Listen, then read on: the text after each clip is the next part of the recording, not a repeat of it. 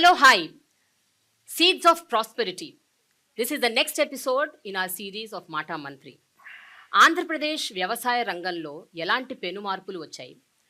ఆంధ్రప్రదేశ్ ప్రభుత్వం ఏర్పాటు చేసిన వైఎస్ఆర్సీపీ గవర్నమెంట్ ఎలాంటి మార్పులు తీసుకొచ్చింది, ఎలాంటి ఇనిషియేటివ్స్ చేపట్టింది, ఏ రకమైన విధానపరమైన నిర్ణయాల వల్ల రైతులు ఇక్కడ బాగుపడ్డారు, ఎంతవరకు ప్రయోగాత్మకమైన నిర్ణయాల వల్ల రైతులు భరోసాకి గురవుతున్నారు. సో ఇవన్నీ చర్చిద్దాం, వీటి గురించి మాట్లాడదాం.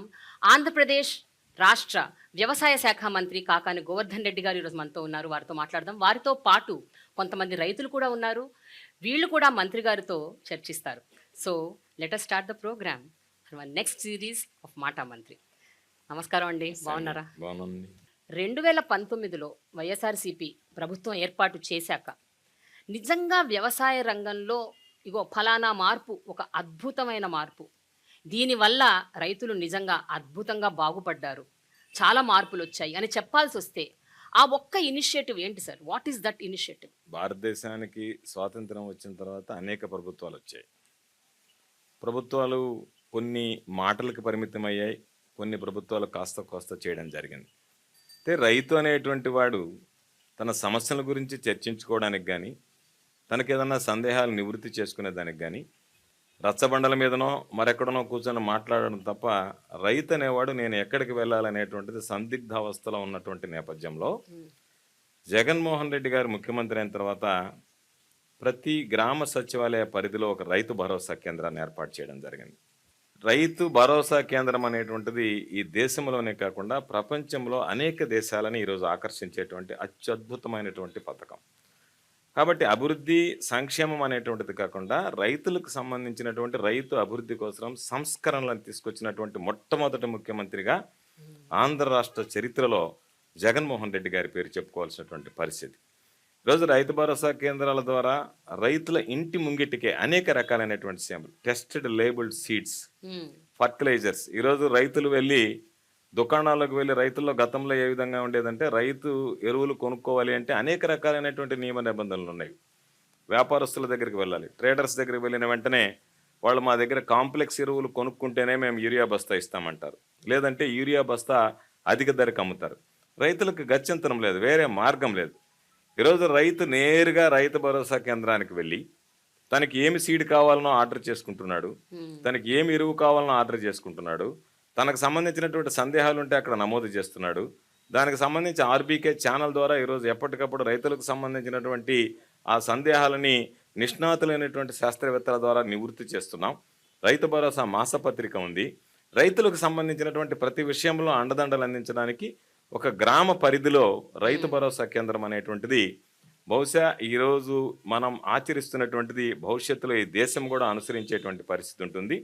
ఈ దేశాన్నే కాకుండా ప్రపంచ దేశాలను ఆకర్షించినటువంటి అద్భుతమైనటువంటి కార్యక్రమం మొట్టమొదటిగా మనం చెప్పుకోవాల్సినటువంటిది రైతు భరోసా కేంద్రాల స్థాపన అనేటువంటిది స్పష్టంగా ఈరోజు మనం మాట్లాడుకోవచ్చు. ఓకే, రైతు భరోసా కేంద్రాలు అసలు ఏర్పాటు చేయాలి అన్న ఒక థాట్ ఎలా వచ్చింది సార్? అంటే ఆ initiative is important, it is a need of the hour అని ఎందుకు అనిపించింది? అసలు రైతుల యొక్క సమస్యల్ని విభిన్నమైనటువంటి కోణాల్లో వాస్తవ దృక్పథంతో చూడగలిగాడు కాబట్టే జగన్మోహన్ రెడ్డి గారు రైతు అనేటువంటి వాడికి సమాధానం చెప్పడానికి ఒక కార్యాలయం లేదు, రైతులు వెళ్ళి సందేహాలు నివృత్తి చేసుకోవడానికి ఎక్కడికి వెళ్ళాలి. కాబట్టి దాదాపుగా మనం అనేక సందర్భాల్లో చెప్తాం, రైతు దేశానికి వెన్నెముక, రైతు 70% వరకు రైతులు ఉన్నారు, రైతు కూలీలు ఉన్నారు, రైతులు వ్యవసాయం మీద ఆధారపడి బ్రతుకుతున్నారని. అటువంటి వ్యక్తులకు సంబంధించి వాళ్ళకు ఉన్నటువంటి సమస్యల పరిష్కరణకి ఏదైనా ఒక కార్యాలయం ఉండాలని ఒక సచివాలయ వ్యవస్థ తీసుకురావడంలోనే ఆయన విద్య, వైద్యం, వ్యవసాయం ఈ మూడు కేంద్ర బిందువులుగా ఆయన ఏర్పాటు చేసుకుని ప్రజలకు సంబంధించినటువంటి దాంట్లో రైతాంగానికి సంబంధించి ఎక్కడ సమస్యలు ఉండకూడదు అనేటువంటితో ఈరోజు రైతు భరోసా కేంద్రాలకు వెళ్తే ఆశ్చర్యం, సాధారణంగా ఉండేటువంటి రైతు నేరుగా కియోస్కో దగ్గరికి వెళ్ళి ఎవరిని అడగాల్సినటువంటి అవసరం లేకుండా తనకు కావాల్సినటువంటి ఫర్టిలైజర్ బుక్ చేసుకుంటాడు, ఫోన్పే చేస్తాడు, వెళ్ళిపోతాడు. వారం రోజుల లోపలనే ఆ రైతుకు సంబంధించినటువంటి ఆ ఎరువులు కానీ ఏదైనా సరే రైతు భరోసా కేంద్రాలకు దిగుమతి చేసుకుని ఇంటి ముంగిటే వాళ్ళు బయటకు వెళ్లాల్సినటువంటి పనే లేకుండా, గ్రామం గడప దాటి వెళ్లాల్సినటువంటి అవసరమే లేకుండా ఈరోజు అన్ని రకాలైనటువంటి సేవలు రైతు భరోసా కేంద్రాల ద్వారా అందించడం అనేటువంటి ఒక అద్భుతమైనటువంటి పథకం.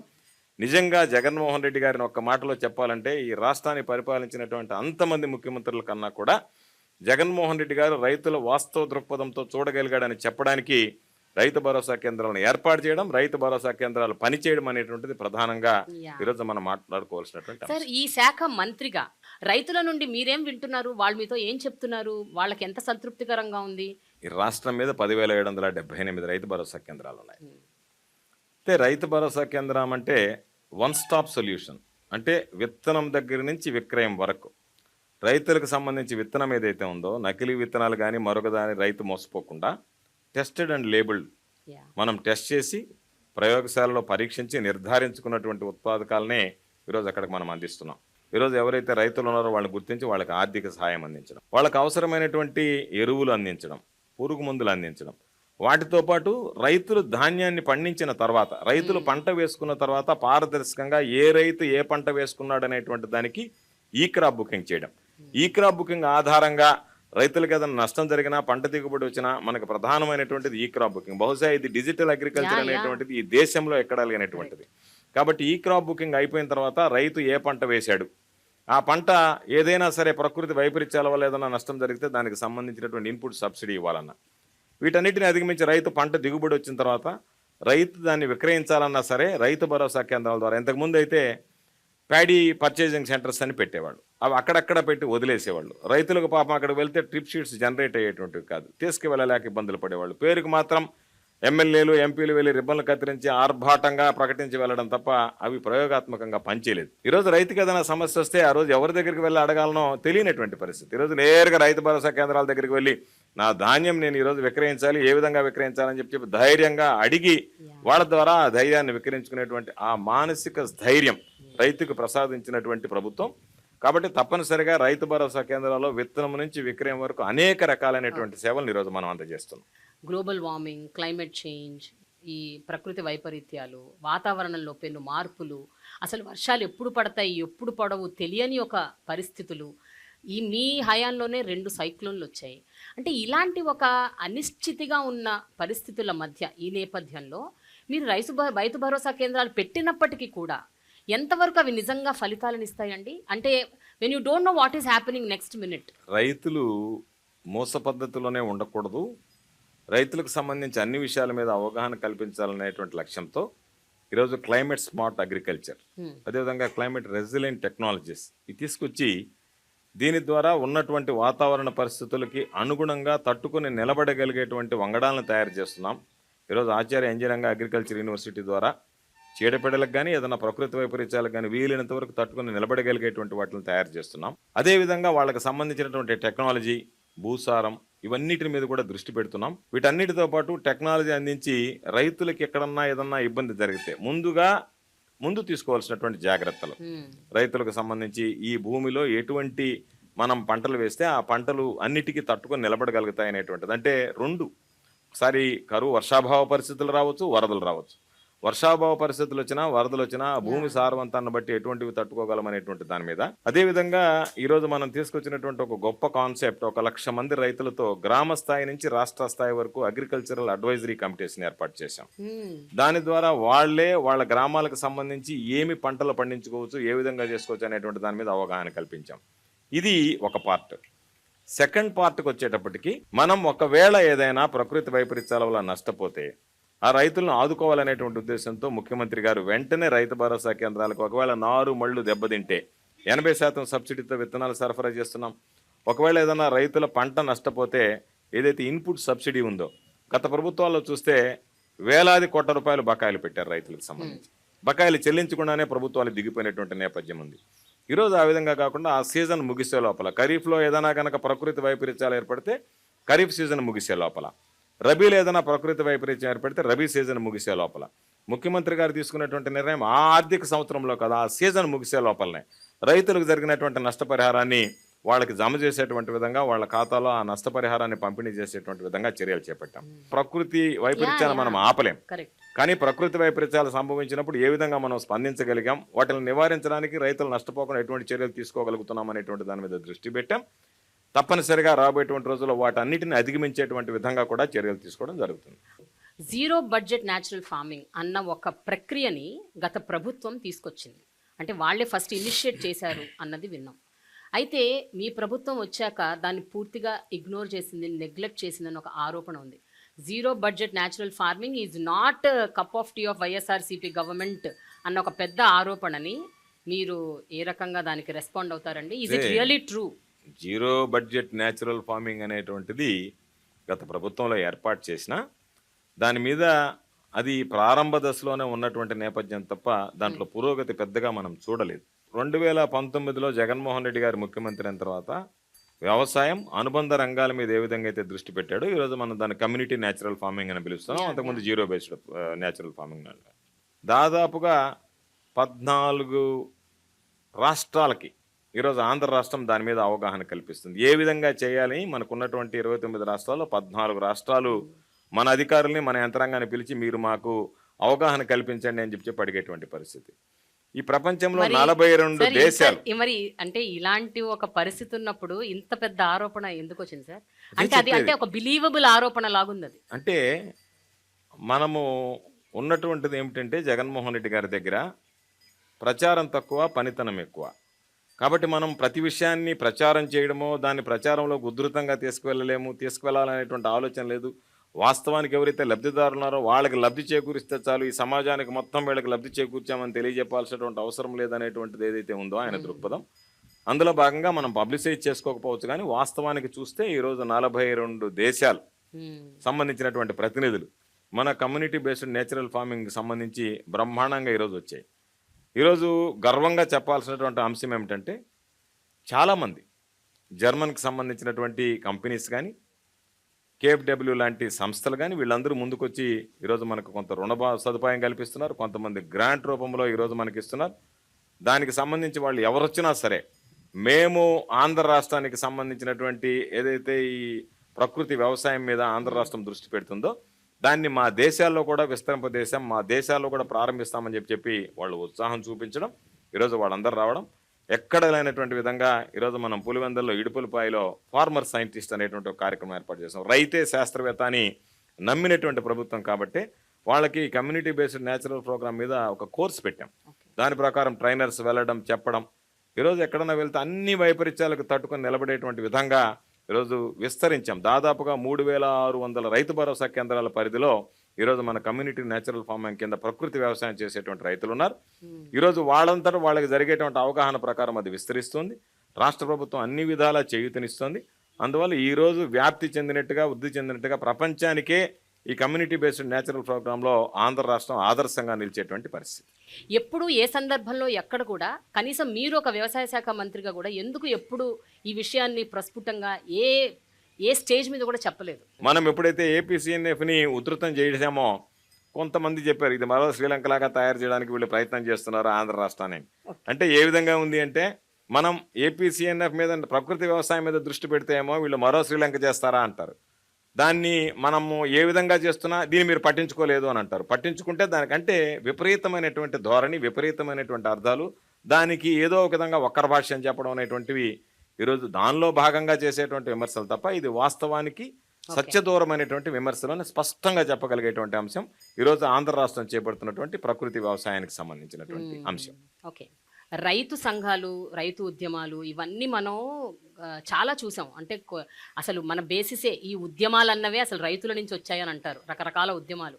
అలాంటివి ఈ మధ్యకాలంలో కూడా రీసెంట్గా ఫార్మ్ లాస్ మీద వచ్చిన ఉద్యమాలను, చట్టాలను కూడా వ్యతిరేకిస్తూ ఉద్యమం అసలు ఎక్కడి దాకా చేశారండి. దేశవ్యాప్తంగా ఉద్యమం చేసి దాన్ని మొత్తానికి సాధించారు. రైతులు సాధించని దాన్ని ఏం లేదు, వాళ్ళు ఉద్యమానికి కూర్చున్నారంటే వాళ్ళు ఏదైనా చేస్తారు అని అంటారు. కానీ చాలా ప్రాంతాల్లో ఈవెన్ ఇంక్లూడింగ్ ఆంధ్రప్రదేశ్ రాష్ట్రం అలా చాలా రాష్ట్రాల్లో ఇప్పటికీ కూడా ఈ రోజుల్లో ఒక కుల ప్రాతిపదికన, ఒక క్యాస్ట్ బేసిస్ మీద రైతులని విభజించి పాలించు టైప్లో నడుస్తోంది అన్నది ఒక పెద్ద ఒక అలిగేషన్ ఉంది sir. Which ever is the government, మీరు దాన్ని ఏ రకంగా స్వీకరిస్తారండి? దాన్ని ఒప్పుకుంటారా, ఒప్పుకోరా, ఏమంటారు? లేదు, ఎందుకంటే ఆంధ్ర రాష్ట్రం దగ్గరికి వచ్చేటప్పటికి ధనిక రైతులను వదిలేస్తే, అంటే ల్యాండ్ లార్డ్స్ బాగా సమృద్ధిగా ఉన్నటువంటి వాళ్ళని వదిలేస్తే, మధ్య చిన్న తరగతి రైతులకు సంబంధించి స్మాల్ అండ్ మార్జినల్ ఫార్మర్స్ విషయంలో ఒకే విధమైనటువంటి దృష్టి పెట్టి వాళ్ళందరికీ కూడా ఏదో ప్రభుత్వం ద్వారా అందించేటువంటివి irrespective of the caste, irrespective of the community మనం అందజేస్తున్నాం. కాకపోతే ఈరోజు ముఖ్యమంత్రి గారు చేస్తున్నటువంటి కార్యక్రమాలు ఏవి కూడా రైతులకు సంబంధించి అనేక ప్రభుత్వాలను చూసాం. ఒక ముఖ్యమంత్రి అనేటువంటి వాడు ఎలా ఉండాలి అంటే రైతులకు ఉన్నటువంటి సమస్య, ఆ సమస్యకు పరిష్కారం. అంతే తప్ప రైతులకు సంబంధించి గత ప్రభుత్వాలు ఇవి చేశాయి కదా, మోస పద్ధతిలో మనం అదే చేద్దాం అనేటువంటిది కాదు. చాలా మంది రుణమాఫీ చేశారు. ముఖ్యమంత్రి గారు స్పష్టంగా చెప్పాడు, మనం అధికారంలోకి వస్తే రైతు భరోసా కింద అందరికీ ఏదైతే ఉన్నారో మామూలుగా చిన్న మధ్యతరగతి కుటుంబాల రైతులకు సంబంధించి ఉన్నారో వాళ్ళందరికీ కూడా మనం దాదాపుగా ఒక 12,500 4 విడతల్లో 50,000 ఇస్తా ఉన్నాం. అధికారంలోకి వచ్చాం.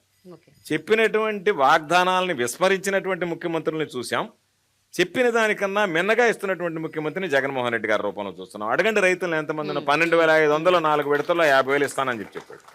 అధికారంలోకి వచ్చిన తర్వాత రుణమాఫీని నమ్మడం అంటే ఏదైతే సాధ్యమవుతుందో సాధ్యమయ్యేటువంటి మాట ఇవ్వాలి తప్ప సాధ్యం కానటువంటిది ఇచ్చి గత ప్రభుత్వం 87,000 కోట్ల రూపాయల రుణమాఫీ, దానికి సంబంధించి 24,000 కోట్ల రూపాయల వడ్డీ, అంటే 1,11,000 కోట్ల రూపాయలు. వాస్తవంగా ఉన్నటువంటి రుణం 87,000 కోట్లు, 24,000 కోట్లు, 1,11,000 కోట్లు.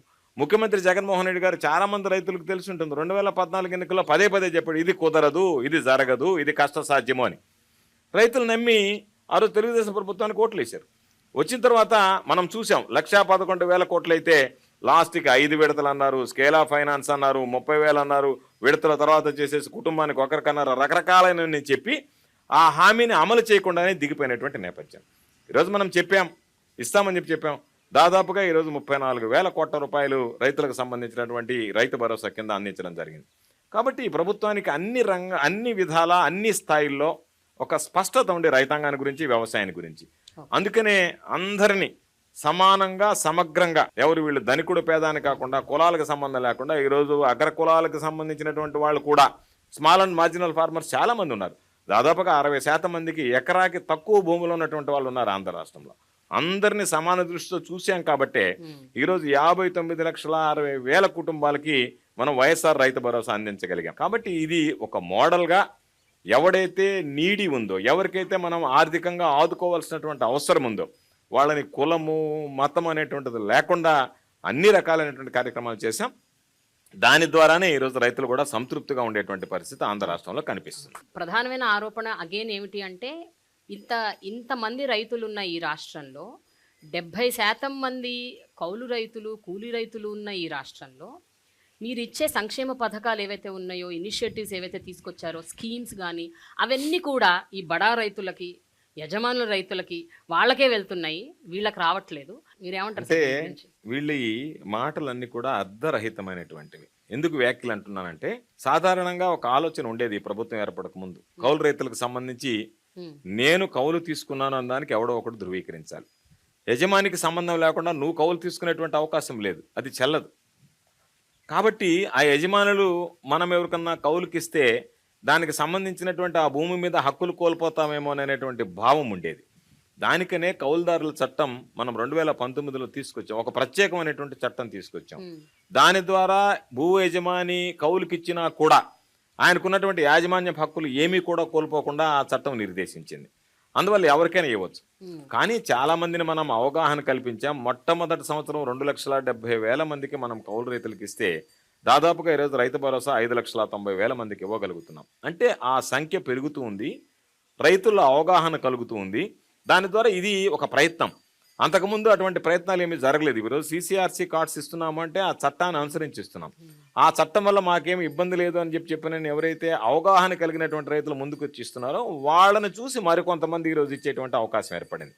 దానివల్ల ఈరోజు కౌలుదారుల సంఖ్య క్రమేపీ ప్రతి సంవత్సరం పెరుగుతూ ఉంది. అంటే మనం తీసుకుంటున్నటువంటి నిర్ణయాలు సత్ఫలితాలను ఇస్తున్నాయని చెప్పి ఎవడో ఒకటి చెప్తాడు, ఏదో ఒకటి మాట్లాడాలి కాబట్టి 15,000 కుటుంబాలు కౌలు కుటుంబాలు ఉన్నారు, వాళ్ళు ఉన్నారు, వీళ్ళు ఉన్నారు అని చెప్పి మాట్లాడతారు. ఇది ఏది చేసినా సరే ప్రజలకు సంబంధించి తీసుకున్నటువంటి నిర్ణయం అనేటువంటిది ప్రజలకు అకౌంటబిలిటీ ఉండాల్సినటువంటి అవసరం ఉంటుంది. ఈ అకౌంటబిలిటీ అంటే ఈ ట్రాన్స్పరెన్సీ ఎంతవరకు ఉంది సార్? అంటే ఇప్పుడు నేను ఇందాక మీకు చెప్పాను, వీళ్ళందరికీ మీరు ఏవైతే పథకాలు అందజేస్తున్నారో వాళ్ళందరికీ చేరుతున్నాయి అనటానికి ఒక ట్రాన్స్పరెన్సీ ఏమైనా ఉందా? ఒక అకౌంటబిలిటీ ఉందా? అసలు ప్రతి విషయంలో అకౌంటబిలిటీ, ప్రతి విషయంలో అకౌంటబిలిటీ స్టార్టింగ్ ఫ్రమ్, అదే నేను చెప్పింది, ఎప్పుడు లేనటువంటిది. పంట ఏమి వేసాము దానికి సంబంధించినటువంటి ఈ క్రాప్ బుకింగ్ జరిగిపోయింది.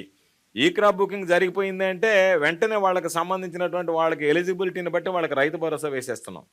ఆ వేసే క్రమంలో 13,500 ఏదైతే జగన్మోహన్ రెడ్డి గారు ఇస్తున్నారో, కొంత పిఎం కిసాన్ కింద ఒక 6,000 వస్తే, రైతు భరోసా కింద 7,500 భరిస్తే, ఈ కౌలు రైతులకు సంబంధించినటువంటి దాంట్లో పిఎం కిసాన్ కింద కేంద్ర ప్రభుత్వం రూపాయి కూడా ఇవ్వదు, అనుభవదారులకు రూపాయి కూడా ఇవ్వదు. అదేవిధంగా దేవాదాయ భూములు చేసుకునేటువంటి వాళ్ళకి రూపాయి కూడా ఇవ్వదు, అటవీ హక్కుల చట్టం ఉన్నటువంటి వాళ్ళకి రూపాయి కూడా ఇవ్వదు. ఈ అటవీ హక్కులకు సంబంధించి కానీ, దేవాదాయ భూములకు సంబంధించినటువంటి కానీ, అనుభవంలో ఉన్నటువంటి భూములను సాగు చేసుకుంటున్నటువంటి వాళ్ళకి కానీ, కౌలుదారులకు కానీ మొత్తం ఈ 13,500 రూపాయలు రాష్ట్ర ప్రభుత్వమే భరిస్తుంది. కాబట్టి ఇదేదో నెగటివ్ ప్రచారం ఒకటి రావాలి, ఈ రైతులకు సంబంధించి ఎక్కువ దృష్టి పెడుతున్నారు, రైతుల్లో వీళ్ళ మైలేజ్ పెరుగుతుంది, గ్రాఫ్ పెరుగుతుంది, జగన్మోహన్ రెడ్డి గారి పట్ల ప్రేమాభిమానం ఉండకూడదు, వాళ్ళు ఏదో ఒక విధంగా రైతులకు సంబంధించి మీకు ఇది మంచి జరగలేదనేటువంటి ఒక మైండ్ సెట్లోకి వాళ్ళని తీసుకెళ్ళి వాళ్ళని ఈ ప్రభుత్వంకి వ్యతిరేకంగా మరలించాలనేటువంటి ప్రయత్నం అది సాధ్యమయ్యేటువంటి పనే కాదనేటువంటిది ఈ సందర్భంగా నేను తెలియజేస్తాను. రైతు అనగానే మనకి కొన్ని దశాబ్దాలుగా ఒక ఇమేజ్ ఉంది సార్ మన కళ్ళ ముందు. ఒక చిరిగిపోయిన బట్టలు వేసుకొని, బక్క చిక్కిపోయి, తిండి సరిగ్గా లేక, ఈ రకమైన ఇమేజ్ బయట అలాగే ఉంది, సినిమాల్లో కూడా అలాగే చూపిస్తారు. ప్రతి చోట రైతు అనగానే దిస్ ఇస్ ద ఇమేజ్. అంటే వాళ్ళు ఎప్పటికీ పేదరికంలోంచి బయటికి రారా అన్న ఒక క్వశ్చన్ మార్క్. రెండోది, కేవలం రైతు అనగానే ఒక మగ రైతులే ఉన్నారా? ఆడవాళ్ళు కూడా ఈ మధ్య చాలామంది రైతులుగా వస్తున్నారు, ఎంతో అద్భుతంగా వాళ్ళు వ్యవసాయం చేస్తున్నారు. కానీ ఎక్కడ కూడా ఆ గుర్తింపు లేదు. ఆంధ్రప్రదేశ్ ప్రభుత్వం ఈ విషయంలో ఎలాంటి చర్యలు తీసుకుంది అంటే ఏం చెప్తారు మీరు? అయితే రైతు అనేటువంటి వాడు లాభ నష్టాలు అనేటువంటివి బేరీజు వేసుకోకుండా, నష్టపోయినా సరే మనం ఖాళీగా ఉండకూడదు, నష్టం వస్తుందన్నా సరే ఖాళీగా ఉండకూడదు, ఈ సమాజానికి పట్టెడు అన్నం పెట్టాలని తాపత్రయపడేటువంటి వాడు రైతు. రైతు అనేటువంటి వాడు లేకపోతే 3 పూట్ల మన నోట్లోకి వేళ్ళు వెళ్ళవు. అటువంటి పవిత్రమైనటువంటి వృత్తిని చేసేటువంటి రైతు పట్ల అంకిత భావంతో ప్రభుత్వాలు పనిచేయాలనేటువంటి దాని మీద దృష్టి పెట్టాం. కాబట్టి ఈ రైతుకు సంబంధించి అన్ని రకాలైనటువంటి చర్యలు తీసుకుంటున్నాం. రైతు జీవన శైలిలో కూడా సాధారణ పౌరుడి శైలిలో ఏ విధంగా మార్పులు వస్తున్నాయి, అదేవిధంగా ఈరోజు మార్పులు తీసుకురావడం జరిగింది. మహిళా రైతుల దగ్గరకు వస్తే, ఈరోజు రైతులకి ఏ విధంగా అయితే మనం అన్ని కార్యక్రమాలు నెరవేరుస్తున్నామో, మహిళా రైతుల విషయంలో కూడా మహిళా రైతులకేమి వివక్షత చూపించడం లేదు, మహిళా రైతులు కూడా అన్ని అందిస్తున్నాం. దీనికి తోడుగా ఏదైనా సరే రైతు కుటుంబం నిద్రలేస్తే మహిళ పురుషుడు ఇద్దరు కలిసి వెళ్ళి వ్యవసాయం చేసుకుంటాడు. అందుకనే ఈ ప్రభుత్వం ఏర్పడిన తర్వాత ప్రత్యేకించి రైతులకు సంబంధించినటువంటి ప్రభుత్వ భూములు ఏదన్నా అసైన్మెంట్ పట్టాలు ఇవ్వాలి అంటే ఎవ్వరు కూడా మహిళా రైతుల పేరిట ఇస్తున్నాం తప్ప మగవారి పేరిట ఇవ్వడం లేదు. కాబట్టి ఒక విధంగా మహిళలకి గతంలో కన్నా ఈరోజు ప్రాధాన్యతని ఎక్కువ ఇచ్చాం అనేటువంటిది ధైర్యంగా చెప్పగలిగినటువంటి ప్రభుత్వం మన ప్రభుత్వం. రైతుల ఆర్థిక పరిస్థితి, వాళ్ళ స్థితిగతులు ఎప్పుడు మెరుగుపడతాయండి? రైతుల యొక్క ఆర్థిక పరిస్థితి అనేటువంటిది అనేక మల్టిపుల్ ఫ్యాక్టర్స్, అనేక రకాలైనటువంటి, మనం ముందు మాట్లాడుకున్నట్టుగా తనకున్నటువంటి భూమి యొక్క సారవంతం, తనకున్నటువంటి నీటి లభ్యత, తనకు వచ్చేటువంటి నీరు, తాను పండించేటువంటి పంట, ఆ పంటకు సంబంధించినటువంటి గిట్టుబాటు ధర, ఆ మార్కెటింగ్లో ఆ పంటకు సంబంధించి. కాబట్టి ఈ అన్ని ఫ్యాక్టర్స్ ఉన్నటువంటి పరిస్థితుల్లో రైతులకు సంబంధించి గిట్టుబాటు ధర మనం ముందే మాట్లాడుకున్నట్టుగా గిట్టుబాటు ధర కల్పించాలనేటువంటి ఆలోచనతో కేంద్ర ప్రభుత్వం గిట్టుబాటు ధర ఈరోజు చెప్తుంది. అనేక పంటలకి, ఈరోజు మిర్చికి కానీ, పసుపుకి కానీ, వీటన్నిటికీ కేంద్ర ప్రభుత్వం నోటిఫై చేయనటువంటి పంటలకి, 6 పంటలకి, ఉద్యానవన పంటలకి ఈరోజు జగన్మోహన్ రెడ్డి గారు రైతులకు సంబంధించినటువంటి గిట్టుబాటు ధర కల్పించాం. మార్కెట్ ద్వారా కొనుగోలు చేస్తున్నాం, సివిల్ సప్లైస్ కార్పొరేషన్ ద్వారా కొనుగోలు చేస్తున్నాం. ఈరోజు ఎవరైనా సరే ఈ ధాన్యానికి సంబంధించి కానీ, పంటకు సంబంధించి కానీ రేటు పడిపోతుంది అంటే వెంటనే మార్కెట్ జోక్యం చేసుకుంటున్నాం. రైతుల దగ్గర నుంచి అన్ని పంటలు, ఏ పంట అయితే ఉందో ఆ పంటలు కొనుగోలు చేస్తున్నాం, నష్టాన్ని భరిస్తున్నాం. అన్నిటిని భరించే రోజు రైతులకు అండగా నిలుస్తున్నాం. 3,000 కోట్ల రూపాయల ధరల స్థిరీకరణ నిధి ఏర్పాటు చేశాం. దాని ద్వారా 3,000 కోట్ల రూపాయలు కాదు కదా, ముఖ్యమంత్రి గారు చెప్పేది 6,000 కోట్ల రూపాయలైనా సరే రైతులకు సంబంధించినటువంటి ధాన్యం కొనుగోలులో మీరు వెనకాడకండి అని చెప్పడం జరిగింది. ఈ ఫలితాలన్నిటి వల్ల రైతుల యొక్క జీవన ప్రమాణాలు కానీ, వాళ్ళకు వచ్చేటువంటి లాభాలు కానీ మెరుగుపడుతున్నాయి. కాబట్టి తప్పనిసరిగా రాబోయేటువంటి రోజుల్లో నేను ఆశిస్తున్నా వీటన్నిటిని అధిగమించి రైతు అనేటువంటి వాడు తనకి గిట్టుబాటు ధర పొందడానికి కానీ, పంటలకు సంబంధించినటువంటి మనం ముందు మాట్లాడుకున్నట్టుగా రైతు భరోసా కేంద్రాల ద్వారా అవసరమైనటువంటి తీసుకోవడానికి కానీ ఇబ్బందులు లేకుండా అన్ని రకాల చర్యలు తీసుకున్నాం. దీనిలో ప్రధానమైనటువంటిది ఫ్రీ క్రాప్ ఇన్సూరెన్స్. దేశంలో ఎక్కడ లేనటువంటి విధంగా ఉచిత పంటల బీమా తీసుకొచ్చాం. ఉచిత పంటల బీమా తీసుకొచ్చిన తర్వాత కేంద్ర ప్రభుత్వం ప్రధానమంత్రి ఫసల్ బీమా యోజన కింద ఒక వంతు భరిస్తుంది, రాష్ట్ర ప్రభుత్వం ఒక వంతు భరిస్తుంది, రైతు ఒక వంతు భరించాలి. ఇంతవరకు ముఖ్యమంత్రిగా జగన్మోహన్ రెడ్డి గారి బాధ్యతలు స్వీకరించినంత వరకు కేంద్ర ప్రభుత్వం వాటా, రాష్ట్ర ప్రభుత్వం వాటా భరించేవాడు, రైతులు ముందుకొచ్చి వాటా భరించాలి. కానీ రైతులు చాలా మందికి అవగాహన లేదు. ఎంతమందికి ఇచ్చారు? ఎవడైనా క్రాప్ లోన్ తీసుకుంటే ఆ క్రాప్ లోన్ రికవరీ చేసుకోవడానికి ఆ బ్యాంక్ అధికారులకు ఇబ్బంది అవుతుంది కాబట్టి ఆ బ్యాంకు వాళ్ళ చేత ఇన్సూరెన్స్ కట్టించేది. ఈరోజు మనం ఫ్రీ క్రాప్ ఇన్సూరెన్స్ తీసుకొచ్చిన తర్వాత ఈ దేశంలోనే మొట్టమొదటి రాష్ట్రం ఈ దేశంలోనే జగన్మోహన్ రెడ్డి గారు తీసుకున్నటువంటి ఉచిత పంటల బీమా ద్వారా రైతు అనేటువంటి వాడు రూపాయి చెల్లించాల్సినటువంటి అవసరమే లేకుండా పండించినటువంటి పంట ఈ క్రాప్ బుకింగ్ అయిపోయిన వెంటనే రైతు కట్టాల్సినటువంటిది ప్రభుత్వం కడుతుంది, రాష్ట్ర ప్రభుత్వం కడుతుంది. రాష్ట్ర ప్రభుత్వం కడుతుంది. దీనిలో కేంద్ర ప్రభుత్వం కొన్ని అభ్యంతరాలు చెప్పడం జరిగింది. ఏమని? కొంతమంది వెబ్లాండ్లో లేనటువంటి వాళ్ళు సాగు చేసుకుంటున్నారు, వాళ్ళందరికీ మేము ఇవ్వము కాబట్టి అనంటే యూనివర్సలైజేషన్ కింద ముఖ్యమంత్రి గారు పంట వేసుకునేటువంటి ప్రతి రైతుకి ఇవ్వాలి అని అన్నారు. కేంద్ర ప్రభుత్వం దానికి ఒప్పుకోలేదు.